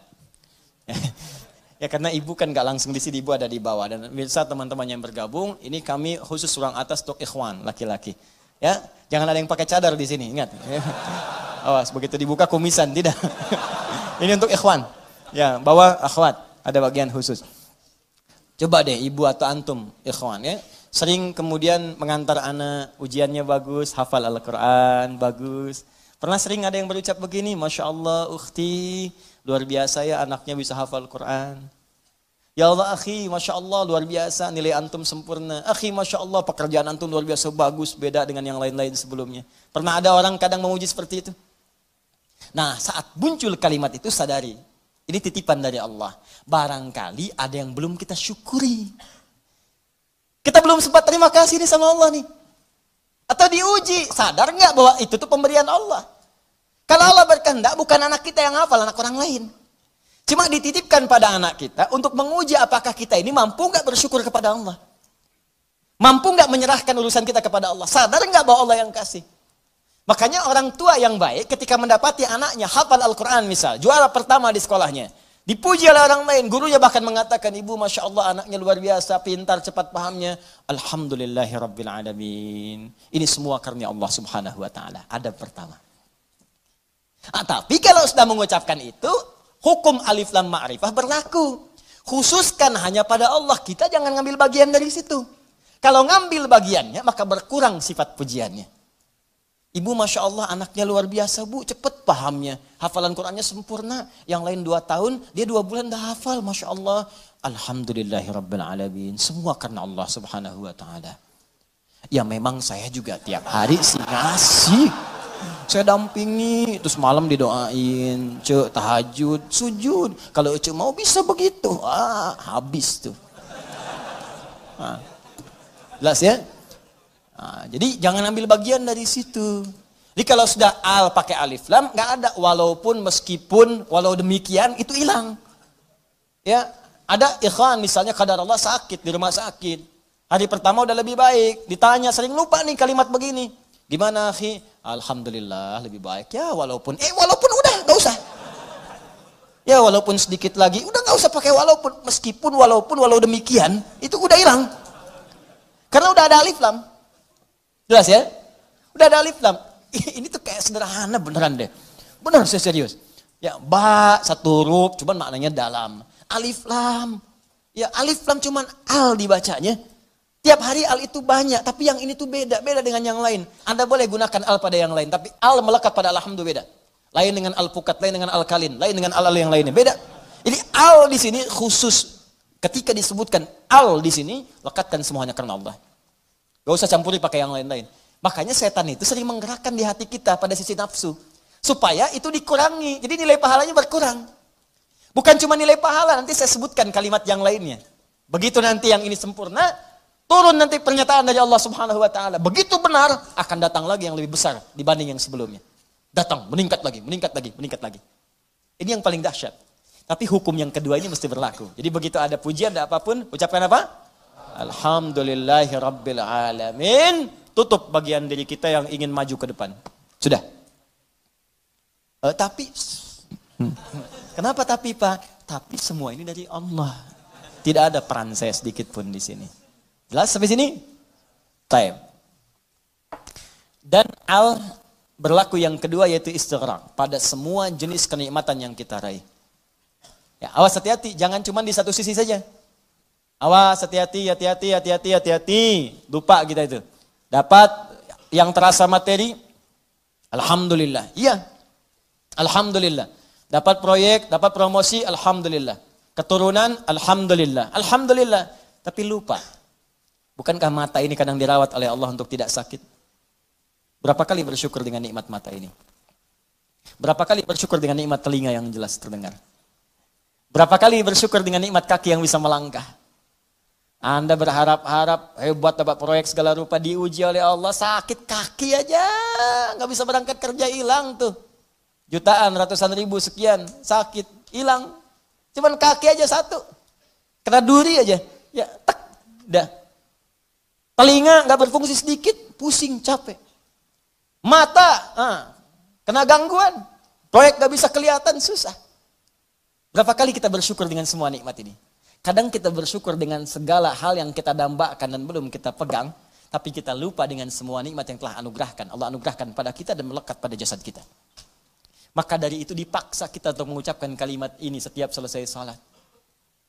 Supaya ingat banyak nikmat yang telah Allah berikan pada kita, walaupun kita berharap-harap yang lain yang belum tentu kita butuhkan. Kalau bahasa yang lainnya mungkin, ini nikmat dah banyak yang kamu butuhkan, saya berikan. Itu aja belum disyukuri, kamu minta yang lain. Itu aja belum mampu nyukurin, kenapa minta yang lain? Yang belum tentu kita butuh, belum tentu kita perlukan. Makanya setelah kita subhanallah, subhanallah, subhanallah, subhanallah, ba'da salat apa yang diucapkan? Alhamdulillah, alhamdulillah, alhamdulillah, alhamdulillah, alhamdulillah. Supaya sadar telah banyak nikmat yang kita peroleh, yang kadang kita menuntut banyak hal yang belum tentu kita butuhkan, tapi kita telah mendapatkan limpahan rahmat yang telah kita perlukan selama hidup kita. Jelas? Nah, bagian terakhir, adab yang ketiga. Ini adab pertama, ucapkan tahmid. Ya, satu. Adab yang kedua, jangan mengambil bagian. Ya. Atau kita bisa tegaskan dengan kalimat, tujukan khusus kepada Allah. Khusus kepada Allah. Jadi jangan mengambil bagian dari tahmid kita itu. Saya naikkan ke atas sebagai adab kepada Allah. Dalam semua nikmat yang Allah berikan kepada kita. Baik terasa ataupun yang belum terasakan. Ya, yang terasa sifatnya ini. Yang kita dapati dalam kehidupan kita. Yang belum terasakan, yang kadang-kadang kita ikhtiar baru kita peroleh. Jangan bedakan semuanya. Semua setiap kita dapati, alhamdulillah. Makanya kalau berzikir pasca sholat, jangan cuma di lisan. Saat alhamdulillah itu, kaitkan dengan nikmat yang telah kita dapatkan. Dia begitu mengucapkan alhamdulillah, alhamdulillah, alhamdulillah. Bayangkan mata sehat, telinga sehat, kaki sehat, hati sehat, pikiran sehat, bening semuanya. Ya, anak sehat, semua sehat, istri sehat, suami sehat. Alhamdulillah, alhamdulillah. Makanya bersyukurnya nikmat. Alhamdulillah, alhamdulillah, alhamdulillah, alhamdulillah, alhamdulillah, alhamdulillah. Tapi nggak ada yang nyampe ke hati gitu. Nggak ada yang nyampe. Coba deh ucapkan pelan-pelan. Alhamdulillah, alhamdulillah, alhamdulillah. Rasakan. Ini itu tenang ke hatinya itu. Enak gitu. Zikir yang terasa itu nikmat ke hatinya. Dan ada ketenangan dalam jiwa kita. Ada getaran. Ada getaran tersendiri. Enak rasanya itu. Ada sentuhan ke hati kita. Ya, sentuhlah ia tepat di hatimu. Maka ia akan jadi milikmu untuk selamanya. Ya, sentuh. Maka bacakan zikirmu dengan bahasa hatimu sehingga terjadi koneksi antara hati dengan lisanmu. Catat dulu, mana dulu? Bacakan. Alhamdulillah, alhamdulillah, alhamdulillah. Tenang. Ala bidzikrillahi tatma'innul. Yakinlah kalau zikirmu benar kepada Allah, hatimu akan tenang. Ala itu harful ikhbar wa taukid, menyampaikan sekaligus menekankan. Jadi kalau zikirnya hati belum tenang, berarti ada yang enggak benar zikirnya, ada yang belum tepat. Paham ya? Nah, itu dhammah banyak terkumpul. Banyak. Semua segalanya milik Allah. Jadi semua punya Allah itu banyak. Jadi semua aktivitas kita yang kita dapatkan nikmatnya itu semua punya Allah. Banyak punya Allah, nggak berkurang. Banyak. Banyak, banyak, banyak. Nah, yang terakhir. Ingat baik-baik, kalimat alhamdulillah itu mengandung makna syukur. Syukur. Ya, kalau manusia berterima kasih, kalau kepada Allah kita bersyukur. Baik. Apa artinya syukur? Ya, syukur itu kalau mau dicatat boleh, kalau mau didengar, dihafalkan atau disimak kembali pun tidak ada masalah, yang penting paham. Paham maksudnya. Syukur itu ungkapan rasa terima kasih, ungkapan rasa terima kasih dan bahagia, ungkapan rasa terima kasih dan bahagia atas nikmat yang diperoleh,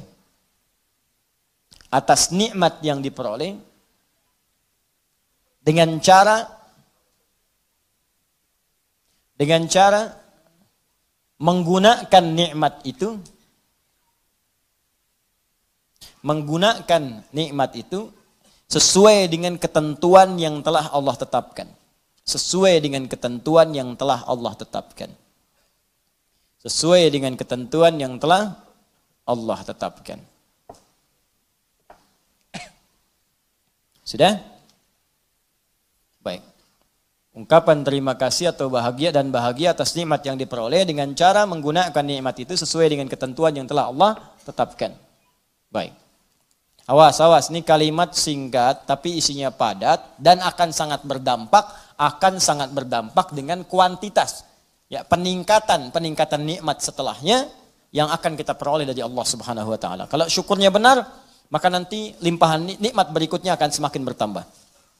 Perhatikan baik-baik. Awas, ini bagian ketiga ini yang sering gagal.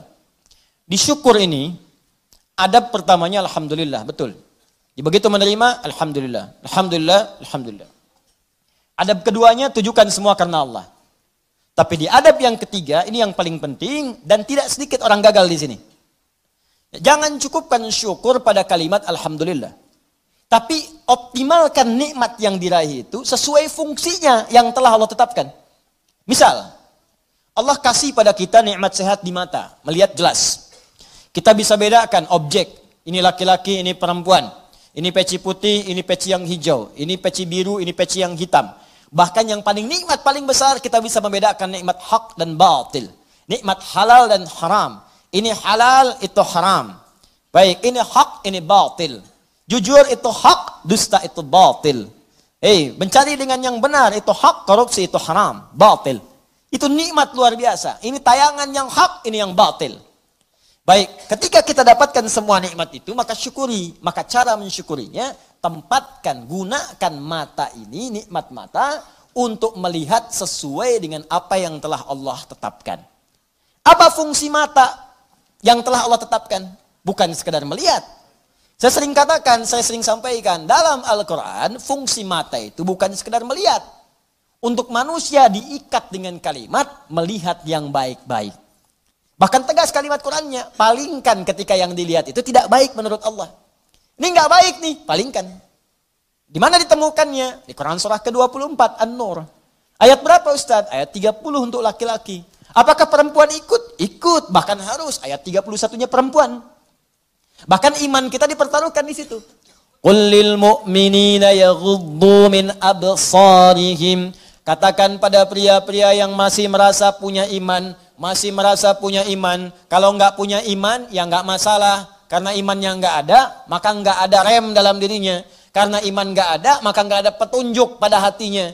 Di hati itu ada iman. Kata Allah, kalau hatinya ada iman, maka iman itu akan merambat ke seluruh anggota tubuhnya. Saat dia naik ke mata, yaghuddu min absarihim, maka imannya akan menunjukkan apa yang harus dilihat oleh matanya. Ketika yang dilihat itu tidak benar menurut imannya, maka dia akan palingkan dari pandangan itu. Nah, jadi kalau ingin mensyukuri nikmat mata, pakai mata ini untuk melihat yang benar-benar. Yang baik-baik menurut Allah. Itu tandanya kita bersyukur dengan nikmat. Dan tanda yang kedua, iman kita masih ada. Masih kuat.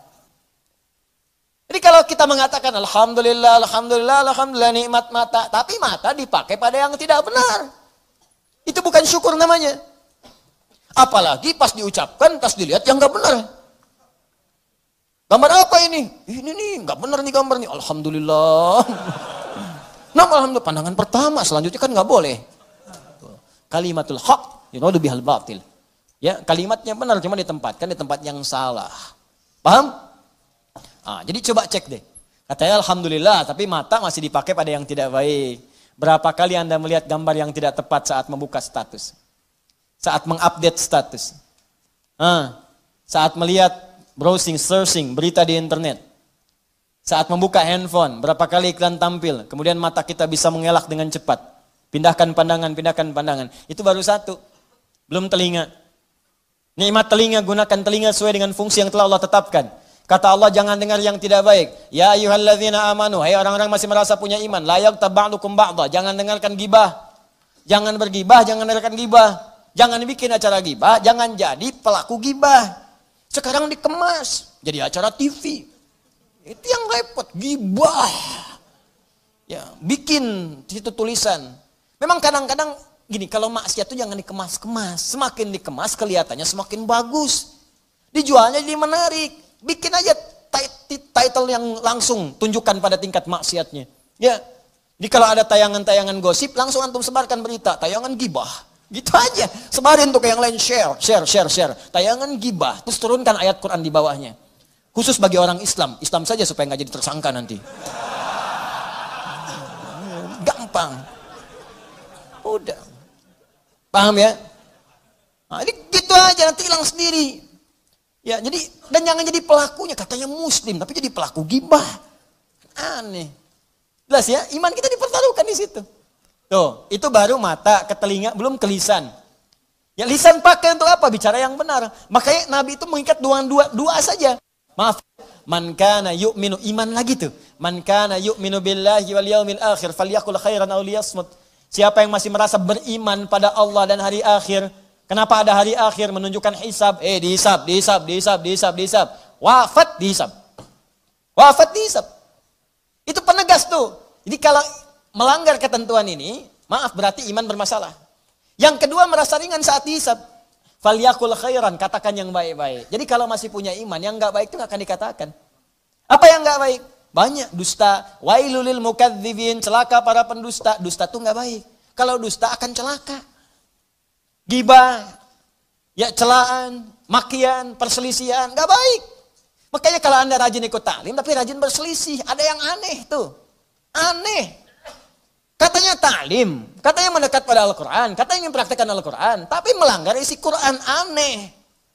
Aneh. Anda belajar di mana? Quran mana yang Anda praktekkan? Hah? Mana iman Anda? Taklim itu menguatkan iman, bukan melanggar iman. Itu poinnya. Jadi kalau Anda dekat dengan Allah, itu semua tubuh kita akan dijaga. Lurus pada nilai-nilai kemuliaan. Jelas sampai sini? Itu teman-teman, itu baru tubuh kita. Belum yang lain. Ini saya tanya pada Anda. Ya, mulai dari pakaian, alas kaki, rumah, ya, kendaraan. Pertanyaan saya, berapa nikmat yang telah kita peroleh, yang telah kita gunakan sesuai fungsi yang telah Allah tetapkan kepada kita. Makanya pelajari dulu sebelum meminta kepada Allah. Ya Allah, berikan aku anugerah rumah. Apa fungsi rumah menurut Allah dan Rasulnya? Turunkan. Ada fungsi rumah untuk berzikir, fungsi rumah sebagai naungan. Fungsi rumah itu ada 3-4 dalam Al-Quran. Ada manzil, kenapa rumah disebut dengan manzil? Ada bait, kenapa disebut dengan bait? Ada dar, kenapa disebut dengan dar? Ada maskan, kenapa disebut dengan maskan? Ada di situ turunannya, pelajarin dulu. Jangan ngotot minta sesuatu, tapi ketika diberikan gak bisa syukurin. Itu yang bahaya nanti saat hisab. Nih rumah, kenapa disebut dengan maskan? Tempat untuk tinggal. Tapi kata maskan dari kata sakinah. Sakinah itu sesuatu yang tenang, tentram. Ciptakan ketentraman di rumah, ciptakan ketenangan di rumah. Kalau sudah punya rumah, bikin suasana tenang di rumah. Jangan di rumah ribut terus. Di rumah berselisih terus. Kalau Anda di rumah tiap hari ribut, artinya kurang syukur Anda kepada Allah. Orang yang nggak punya rumah, belum dapat amanah rumah, masih ngontrak, ada yang numpang tinggal, dia hidupnya tenang. Masa Anda yang dikasih nggak tenang? Padahal tempatnya disebut maskan, tempat untuk tenang. Ustadz, kenapa saya nggak tenang? Karena Anda nggak belajar turunan dari maskan. Maskan itu sifatnya sakinah.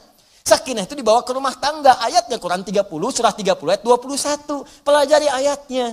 Di situ ada sakinah. Sakinah dapat, mawadah turun. Mawadah turun, rahmat dapat. Di situ disingkat sakinah, mawadah, rahmah. Disingkat jadi samara. Dibawa ke dapur jadi sambara. Itu. Ini kan pernikahan seperti sayembara, tebak-tebakan. Anda mendapatkan samara, tapi Anda tidak menggali hikmahnya, bagaimana bisa meraihnya? Anda mendapatkan pengen sakinah, tempatnya maskan yang punya Allah, tapi Anda sendiri jauh dari Allah, bagaimana bisa mendapatinya? Makanya fungsi rumah yang kedua disebut bait. Bait itu dari bata yabitu, baitan, tempat menetap. Tapi bukan sekedar menetap. Karena dalam Al-Quran ketika disebutkan bait, sesuatu yang mendekatkan diri dengan Allah. Makanya Ka'bah disebut bait. Quran surah ketiga ayat 96.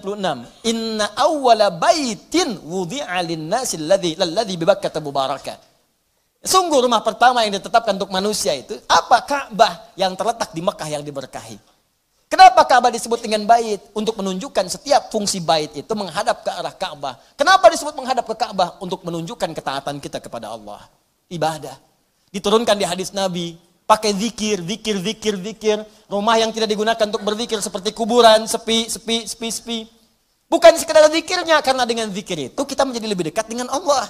Ketika dekat dengan Allah, rahmat turun. Begitu Joni cara memahaminya. Ini rumah dibangun-bangun, diluas-luas, tapi jauh dari Allah. Ya gimana bisa nyaman tinggal di rumah? Luasin, silahkan aja luasin. Kandang ayam juga luas. Main ke Subang tuh banyak kandang ayam. Kandang ayam juga luas. Apa bedanya rumah Anda dengan kandang ayam? Apa beda rumah Anda dengan Ragunan? Ragunan juga luas tuh, kandang singa luas begitu. Luas. Apa bedanya? Bedanya pakai zikir. Zikir. Apa itu zikir? Banyak di Quran. Salat zikir, Quran surah 20 ayat ke-14. Wa aqimis salata li dzikri, baca Quran zikir, Quran surah ke-15 ayat 9. Inna nahnu nazzalna dzikra wa inna lahu lahafizun. Bacaan subhanallah alhamdulillah kalimat thayyibat zikir, Quran surah ke-4 ayat 103. Asmaul husna zikir, Quran surah ke-2 ayat 152. Ditafsirkan Quran surah ke-17 ayat ke-110. Doa itu zikir, Quran surah ke-7 ayat 205. Menghafal Quran zikir, Quran surah ke-54 ayat 17 ayat 22 ayat 32 ayat 40. Kenapa enggak dihidupkan di rumah tuh begitu? Zikir. Semua, ayo coba deh dengan istri menghafal, kan? Masya Allah. Enggak apa-apa sambil bercanda. Setelah itu berlomba. Enggak apa-apa. Mama, sayang, Masya Allah. Tahu nggak bedanya keramik sama kamu? Wah, gitu. Nggak tahu, Pak. Kalau keramik makin lama makin antik. Kalau kamu makin lama makin cantik. Catat. Oh, Bapak bisa aja. Bukan karena bisanya, tapi kecantikan itu memudar di dunia. Saya ingin semua bertahan sampai ke akhirat. Yuk, kita mulai dengan menghafal Quran. Mudah-mudahan kita mendapatkan mahkota di akhirat. Itulah kecantikan dan keindahan yang hakiki di hadapan Allah Subhanahu wa taala. Masya Allah. Alim. Praktekin. Masya Allah. Ini. Paham? Dibikin status.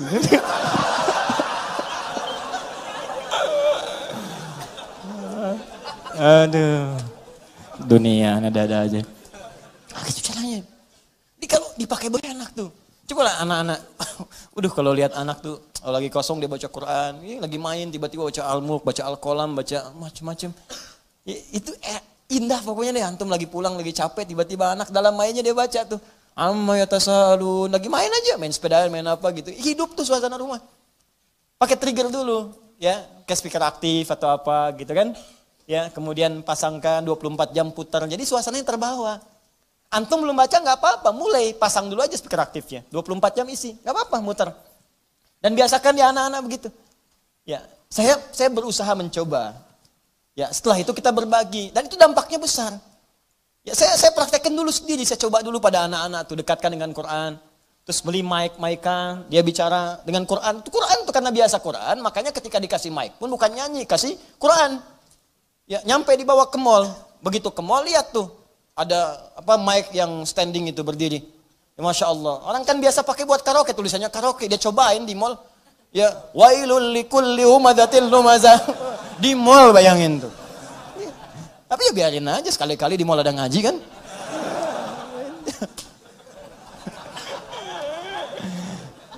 Tapi ya begitu gitu. Itulah nikmat, itulah syukur. Syukur itu butuh realisasi, bukan cuma ucapan. Alhamdulillah rumah kita besar, syukur aja silakan undang bagi dengan tetangga, alhamdulillah. Tapi buktikan, jangan setelah undang tetangga segala rupa, lupa lagi dengan Allah. Tuh kalau digali banyak, ada maskan, ada bait, ada dar, ada manzil. Manzil nazala, turun, manzil tempat menurunkan. Apa yang diturunkan situ? Turunkan keturunan. Makanya jangan pernah bermaksiat di luar rumah. Setelah berumah tangga ada rumah, lakukan semua hubungan di dalam rumah. Jangan maksiat di luar rumah. Ya, yang kedua menurunkan kasih sayang, menurunkan segala rahmat, menurunkan segala perhatian. Di situ berikan pada anak, pada setiap yang ada di rumah dan sebagainya. Itu baru satu. Di kadang-kadang begini, Allah udah kasih, minta yang lain, yang ini aja belum dipakai ibadah. Antum udah nyari-nyari pakaian yang lain, ini pakaian yang dipakai ini udah pernah dipakai ibadah belum? Pakai sholat, pakai ngaji, pakai macam-macam.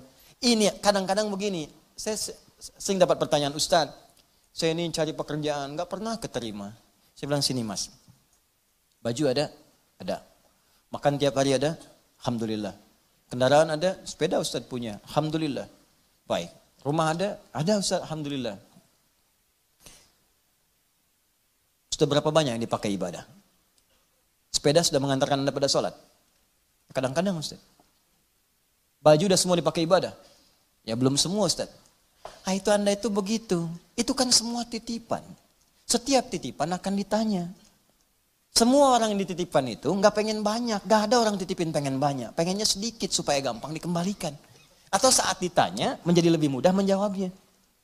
Nah sekarang Anda aja yang dikasih oleh Allah saja titipan belum digunakan pada yang benar. Bagaimana bisa meminta yang lain? Barangkali bukan Allah belum mau ngasih. Tapi Allah menginginkan Anda maksimalkan dulu nikmat yang ini.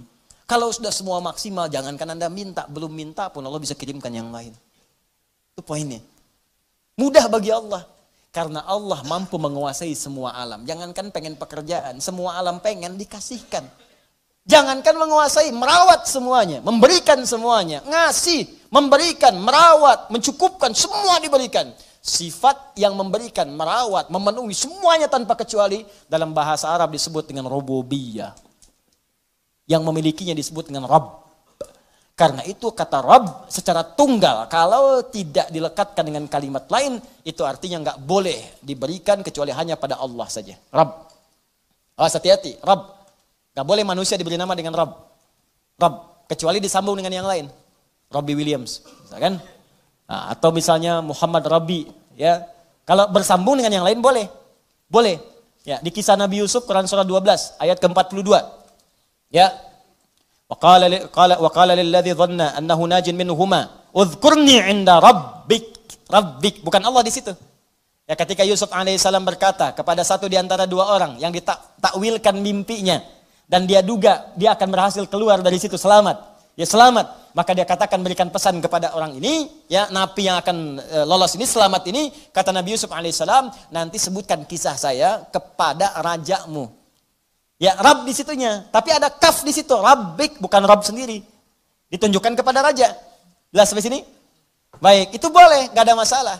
Nah, tapi ingat sifat Rabb, kalaupun dilekatkan dengan kalimat lain, itu tidak hanya menunjuk pada aspek kepemimpinan, tapi ada perawatan dan maslahat di dalamnya. Yuk kita baca sedikit tafsirnya. War-rabbu huwal malikul mutasarrif wa yutlaqu fil lughati ala as-sayyid wa ala al-mutasarrif lil islah wa kullu dhalika sahihun fi haqqillah ta'ala. Kata Rabb itu hanya milik Allah Subhanahu wa taala. Bermakna malik yang memiliki segalanya. Mutasarrif yang berkehendak untuk menggunakan pada apapun yang dikehendakinya pada semua yang dimilikinya. Terserah Allah. Terserah Allah. Nih, maaf ya. Maaf sekali lagi, maaf. Ini tangan punya siapa? Ya Allah. Mata punya siapa? Ya Allah. Telinga punya siapa? Nah, karena punya Allah, terserah Allah, ya Allah yang punya. Itu kan? Sekarang yang punya, nitipin ke kita supaya kita pakai. Makanya kita katakan, inna lillah, kita itu punya Allah. Inna lillahi, kita semua punya Allah. Wa inna ilaihi raji'un. Karena kita punya Allah, besok lusa kita pulang kepada Allah. Karena kita punya Allah, mata punya Allah, telinga punya Allah, tangan punya Allah, terserah Allah. Maka Allah bikin aturan. Karena kamu punya saya yang ciptakan. Nih cara menggunakan semua jasad dalam tubuhmu. Pakai sesuai petunjuk pemiliknya. Tangan gunakan begini, mata gunakan begini. Makanya kalau tangan dipakai maksiat, Allah marah yang punya. Wasariqu wasariqatu faqtu aydiyahuma, kata Allah, tangan, saya kan suruh gunakan yang baik. Kenapa dipakai mencuri? Daripada pakai mencuri, potong aja tangannya. Yang punya marah. Saya punya motor saya titipkan pada Anda. Saya bilang pakai motor ya, pakai yang baik-baik, buat taklim, buat cari nafkah. Anda pakai motor buat maksiat, rampok orang pakai motor itu, saya marah nggak? Marah. Motor Anda tabrak-tabrakin, bemper pengok, spion hilang, gitu kan? Semua habis. Marah nggak saya? Marah. Ini tubuh kita punya Allah, dipakai maksiat, ya wajar Allah marah. Perangkat hidup punya Allah, dipakai maksiat, wajar Allah marah. Malikul mutasarrif. Makanya kata yang memiliki dan mengatur semuanya sesuai dengan kehendaknya itu Rabb namanya. Kalau kalimat itu diambil untuk sifat keteladanan kepada makhluk misal manusia, maka tambahkan kalimat lain. Rabbul bait yang merawat rumah. Ya, Rabbud daulah yang merawat pemerintahan. Kenapa disebut Rabb? Supaya dengan perawatan itu memberikan maslahat. Makanya para pemimpin baik di rumah tangga ataupun aspek yang lebih luas lagi, kalau dia memimpin tapi tidak mengarahkan pada yang lebih baik, besar pertanggungjawabannya di hadapan Allah Subhanahu wa taala. Tinggi itu. Awas, hati-hati. Hati-hati. Dan itu berat di hadapan Allah Subhanahu wa taala. Nah, kita tutup kalimatnya, alhamdulillahi rabbil alamin. Kata Allah, kenapa menggunakan kata Rabb? Rabb itu sifat memberi tanpa batas, sifat merawat dengan sempurna. Kalau engkau bersyukur kepadaku, menggunakan semua nikmat yang telah aku berikan sesuai dengan perintahku dan fungsinya, maka aku akan tambahkan lagi bagi kalian. Tambahkan lagi. Dan aku akan rawat kalian beserta nikmat-nikmat itu, sehingga semua nikmat terpakai dalam hidup kalian. Itu yang disebut dengan berkah. Dapat gaji 100 ribu, semuanya tergunakan dalam manfaat. Kan ada orang dapat 1 miliar sebulan, tapi nggak ada manfaatnya, habis. 100 juta 3 hari habis. 200 juta sepekan habis, tapi manfaatnya nggak kerasa. Aduh, kadang-kadang kasihan. Kasihan banget. Dapat gaji 100 juta, sepekan habis. Pakai nonton burung, pakai nonton kuda doang. Kuda lewat, bayar 20 juta, cuma lihat kuda doang. Masya Allah, pakai ini, pakai itu. Jalan sini, dia sini nggak menikmati. Kalau berkah nggak apa-apa, makin banyak makin berkah. Banyak beri orang lagi, sedekah lagi, berkah nggak apa-apa. Ya, pilih mana? Sedikit tapi berkah atau banyak tapi berkah? Banyak tapi berkah. Banyak berkah. Ya berangkat umrah, berangkat haji, sedekah, infak ini banyak berkah, banyak. Alhamdulillah, nggak apa-apa. Tapi sering terjadi banyak dikumpul-kumpul, dia sendiri nggak merasakan itu. Dan yang paling dahsyat itu kadang berkelahi dengan orang yang dipegang aja di tabungannya belum habis. Itu sekarang banyak orang aneh itu, banyak orang aneh. Beneran, serius saya. Banyak orang aneh. Kalau Anda cek kekayaannya luar biasa. Miliaran, triliunan dan sebagainya. Tapi masih mengharapkan yang lain. Itu aja belum kepake buat dia. Bawa uang aja 1 miliar. Masuk ke restoran. Makan. Mau makan apa situ? Itu aja belum habis. Sudah pengen makan aspal, makan hutan, makan ini, makan itu. Allahu Akbar.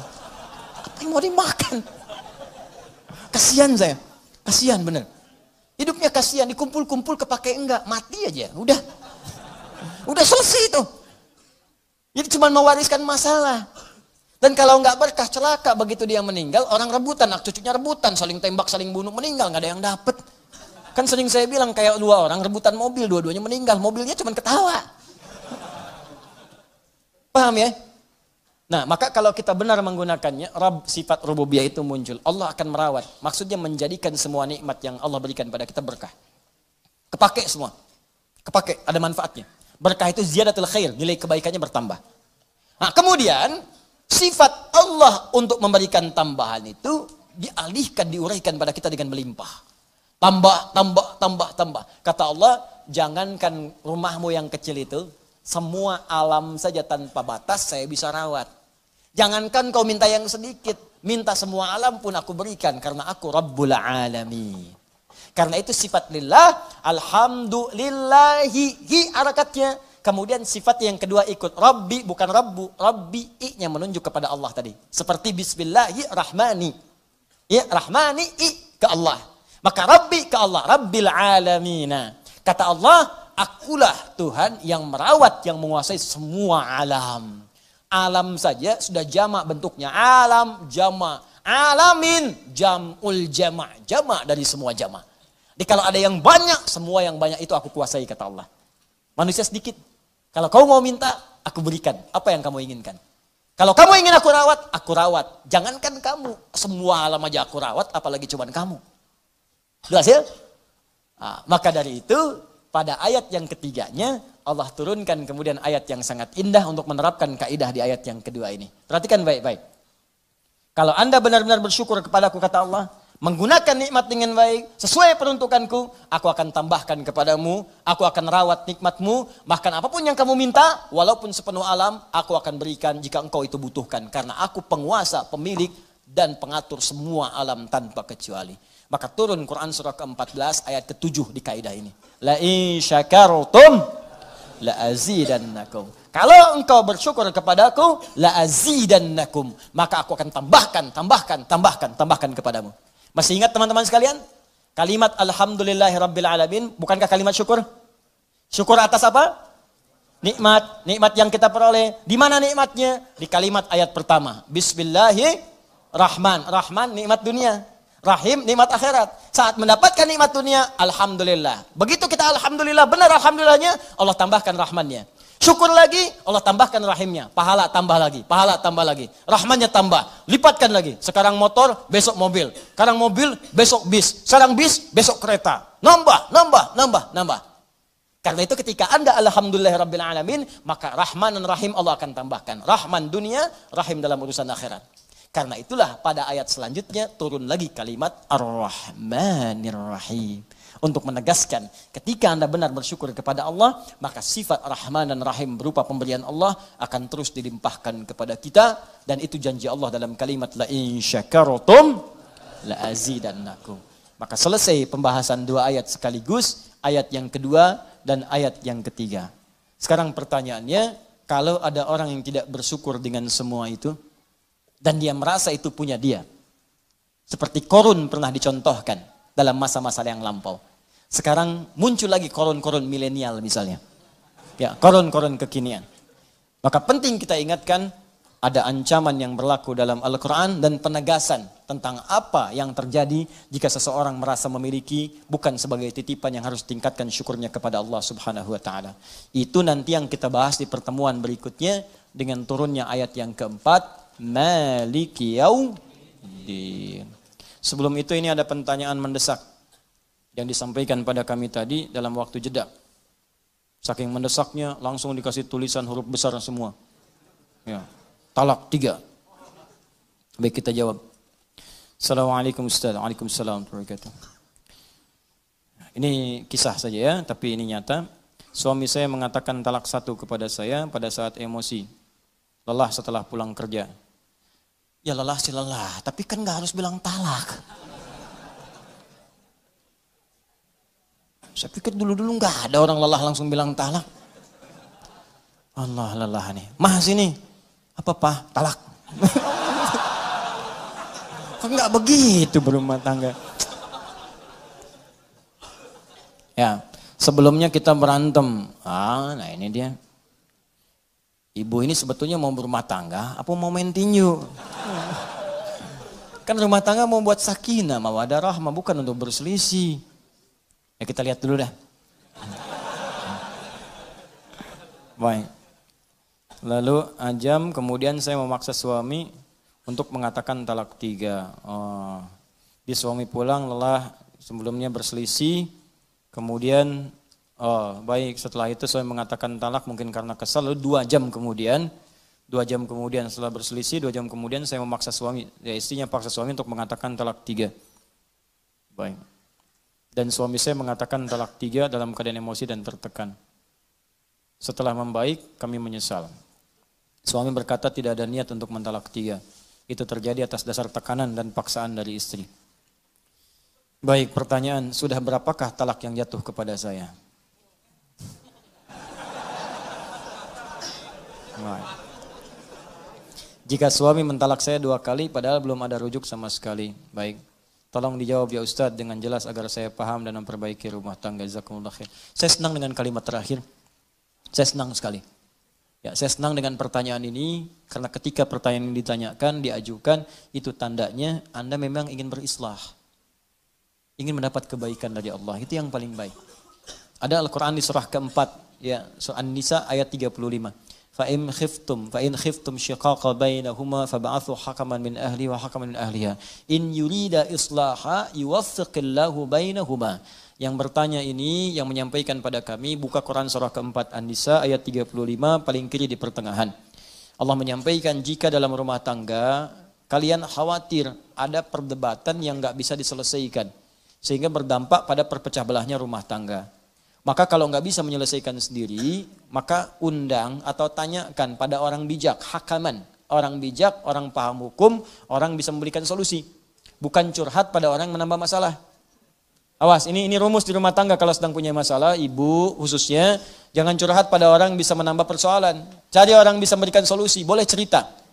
Boleh cerita, tapi bukan pada orang bisa hanya berbagi cerita pada orang lain, apalagi media sosial. Hati-hati, cuma ditulis bikin status. Kamu tidak seperti aku kira. Tuliskan. Tungguin komen, itu cuma nyebar sendiri. Nanti begitu masalah selesai nggak bisa diralat. Tungguin komen, datang-datang celing maghrib ada.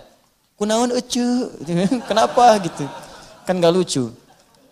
Baik, teruskan ke sini. Balik ke sini.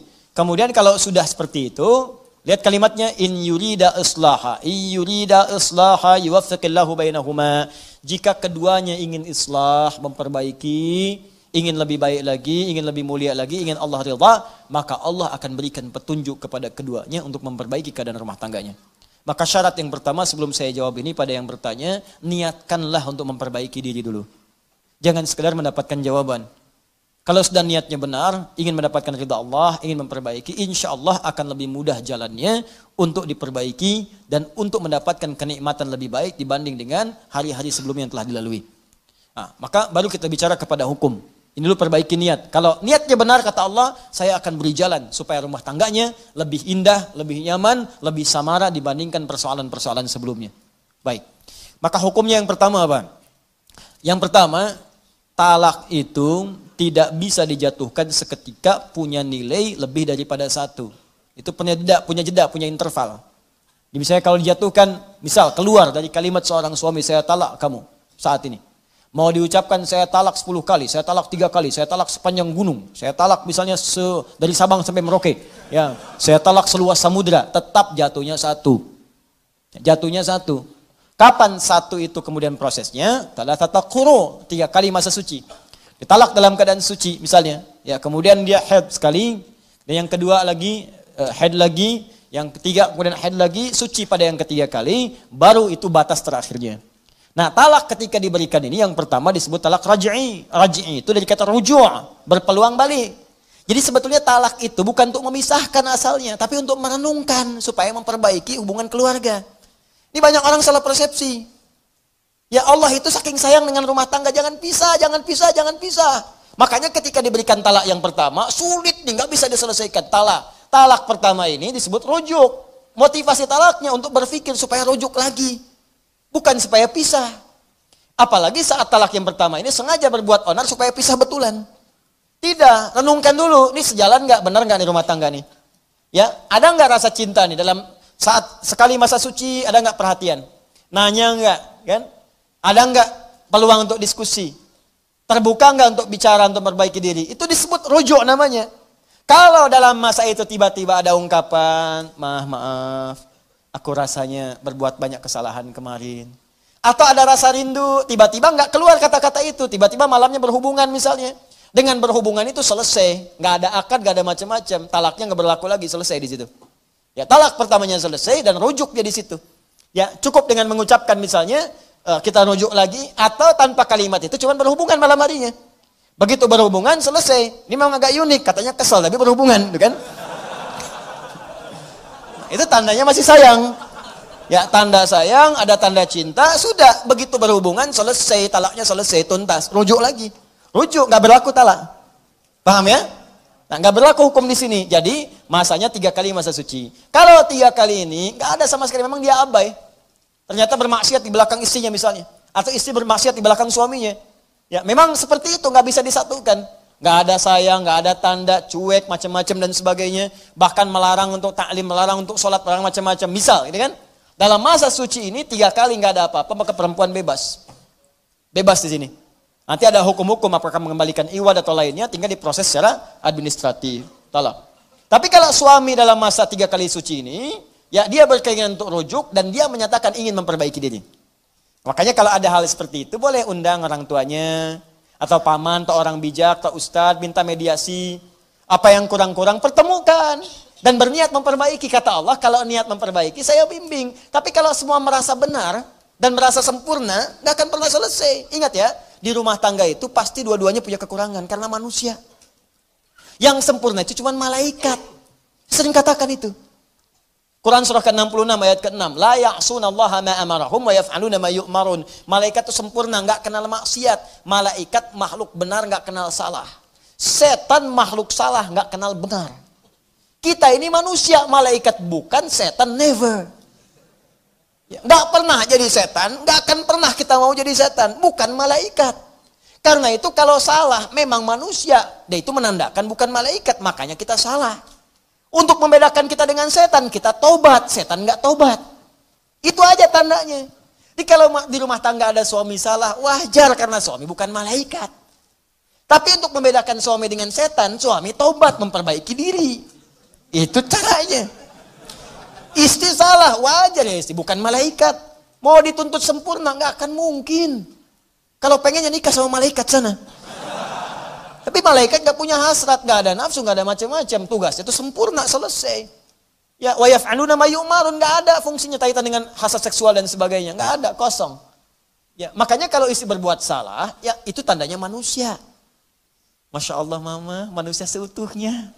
Oh, Masya Allah. Kok papa tahu barusan salah. Ya, tapi untuk membedakan perempuan dengan setan, ketika salah, maka dia bertobat, setan tidak. Gampang sebetulnya. Nah ini suami dengan istri kalau ada salah, merenung. Oh mungkin dari kesalahan ini Allah ingin menyempurnakan sifat-sifat kemuliaan kita untuk belajar lebih baik lagi.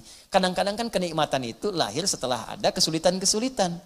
Coba antum kan lari-lari capek kan. Wah, aduh kasih teh tubruk aja.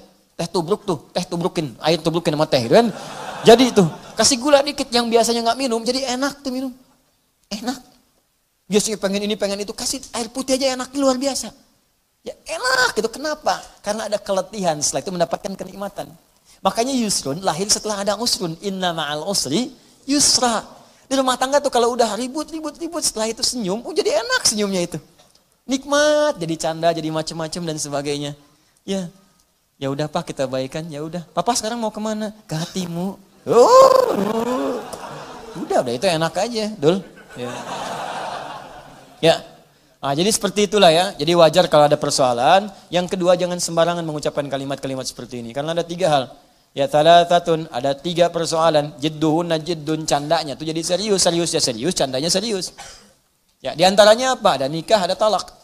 Ada nikah, ada talak. Makanya jangan bercanda dengan hal talak. Bisa jadi serius. Ya, jadi serius. Termasuk dengan pernikahan.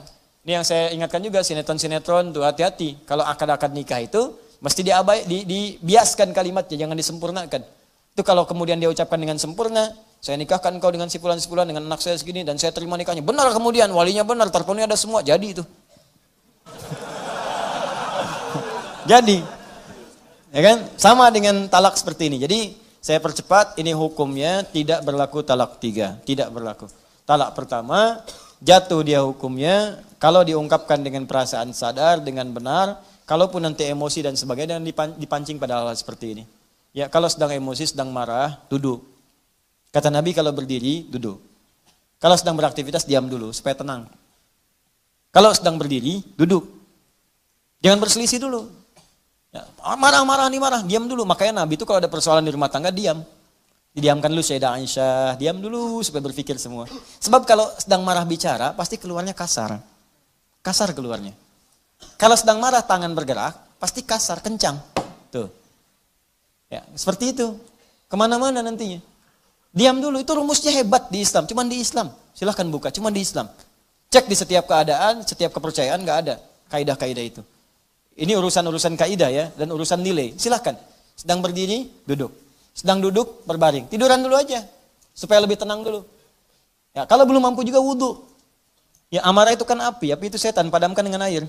Wudhu, tenang gitu. Ya, jelas ya? Ya, bukan dengan pohon sengon, wudhu. Wudhu. Sudah, saya kira selesai jawabannya. Jadi sekarang yang bertanya pulang ke rumah, istighfar, ya malam salat bersama-sama, suami jadi imam, istri jadi makmum, minta ridha Allah Subhanahu wa taala, minta bimbingan Allah, insyaallah setelah itu rumah tangga dalam keadaan damai dan tenang insyaallah ya. Niatkan benar karena Allah Subhanahu wa taala, termasuk Anda. Para ayah, para ibu, besok lusa kita semua wafat. Maka anak-anak yang akan meneruskan perjuangan kita. Maka sekolahkan mereka di tempat yang baik. Ya, berikan pendalaman Al-Quran, berikan kesempatan untuk belajar mendapatkan bimbingan salat, supaya kalau kita wafat tenang kita, karena mereka akan membawa nama baik kita sampai kembali menghadap kepada Allah Subhanahu wa taala. Itu nasihat saya, semoga Allah meridhai kita semua, dan saya memohon maaf kepada seluruhnya apabila dalam taklim sampai hari ini ada banyak kekurangan-kekurangan dan kesalahan-kesalahan yang tentunya Anda dapatkan. Kalau dalam materi itu salah, gampang, tinggalkan aja dan cari pendapat lainnya lebih baik. Tidak usah banyak berdebat, tidak usah banyak diperselisihkan. Tapi adabnya Anda bisa tanyakan kepada saya. Kalau memang itu salah, saya sendiri juga akan menyampaikan bahwa itu keliru. Tinggalkan pendapat saya, ambil pendapat yang lain lebih benar. Ketimbang Anda cuma publikasikan atau bikin sesuatu yang tidak ada solusinya di situ. Kalau ternyata Anda yang salah, saya tunjukkan, oh bukan seperti itu pemahamannya. Maka kemudian Anda pun tidak perlu repot untuk meralatnya. Karena di situ ada nilai-nilai kebaikan yang mungkin kita bisa belajar bersama. Ya, saya kira itu. Allahumma taqabbal minna innaka antas samiul alim. Nahmaduka hamdan syakirin, hamdan na'imin, hamdan yuwafi ni'amahu wa yukafi'u mazidah. Ya Rabbana lakal hamdu wa lakal syukru kama yanbaghi li jalali wajhikal karim wa li 'azimi sultanik. Allahumma salli wa sallim wa barik ala habibikal karim rasulikal mustafa al-amin sayyidina Muhammadin wa ala alihi wa sahbihi ummati ila yaumiddin. Allahumma rabbana la tad'a lana fi maqamina hadha wa fi kulli maqamin dhanban illa ghafarta. ولا هما إلا فرجته ولا دينا إلا قضيته ولا مريضا إلا شفيته ولا حاجة من حوائج الدنيا والآخرة فيها لك رضا وفيها لنا الصلاة إلا قضيتها يا أرحم الراحمين. Ya Allah, jika ada hambamu yang penuh dosa datang ke majlis ini, maka jangan biarkan dia meninggalkan majlis ini kecuali Engkau ampuni segala dosa-dosanya. Jika ada yang perasaannya sedang gelisah, maka mohon ya Allah tenangkan keadaan hatinya. Jika ada yang sedang mengalami kesulitan seberat apapun di rumah tangganya, pekerjaannya, kehidupan sosialnya, mohon ringankan dan hilangkan segala kesulitannya. Jika ada di antara hambamu yang sedang sakit, ya Allah mohon sembuhkan segala penyakitnya. Allahumma alimna ma jahilna wa fahimna ya Allah bima ta'allamna.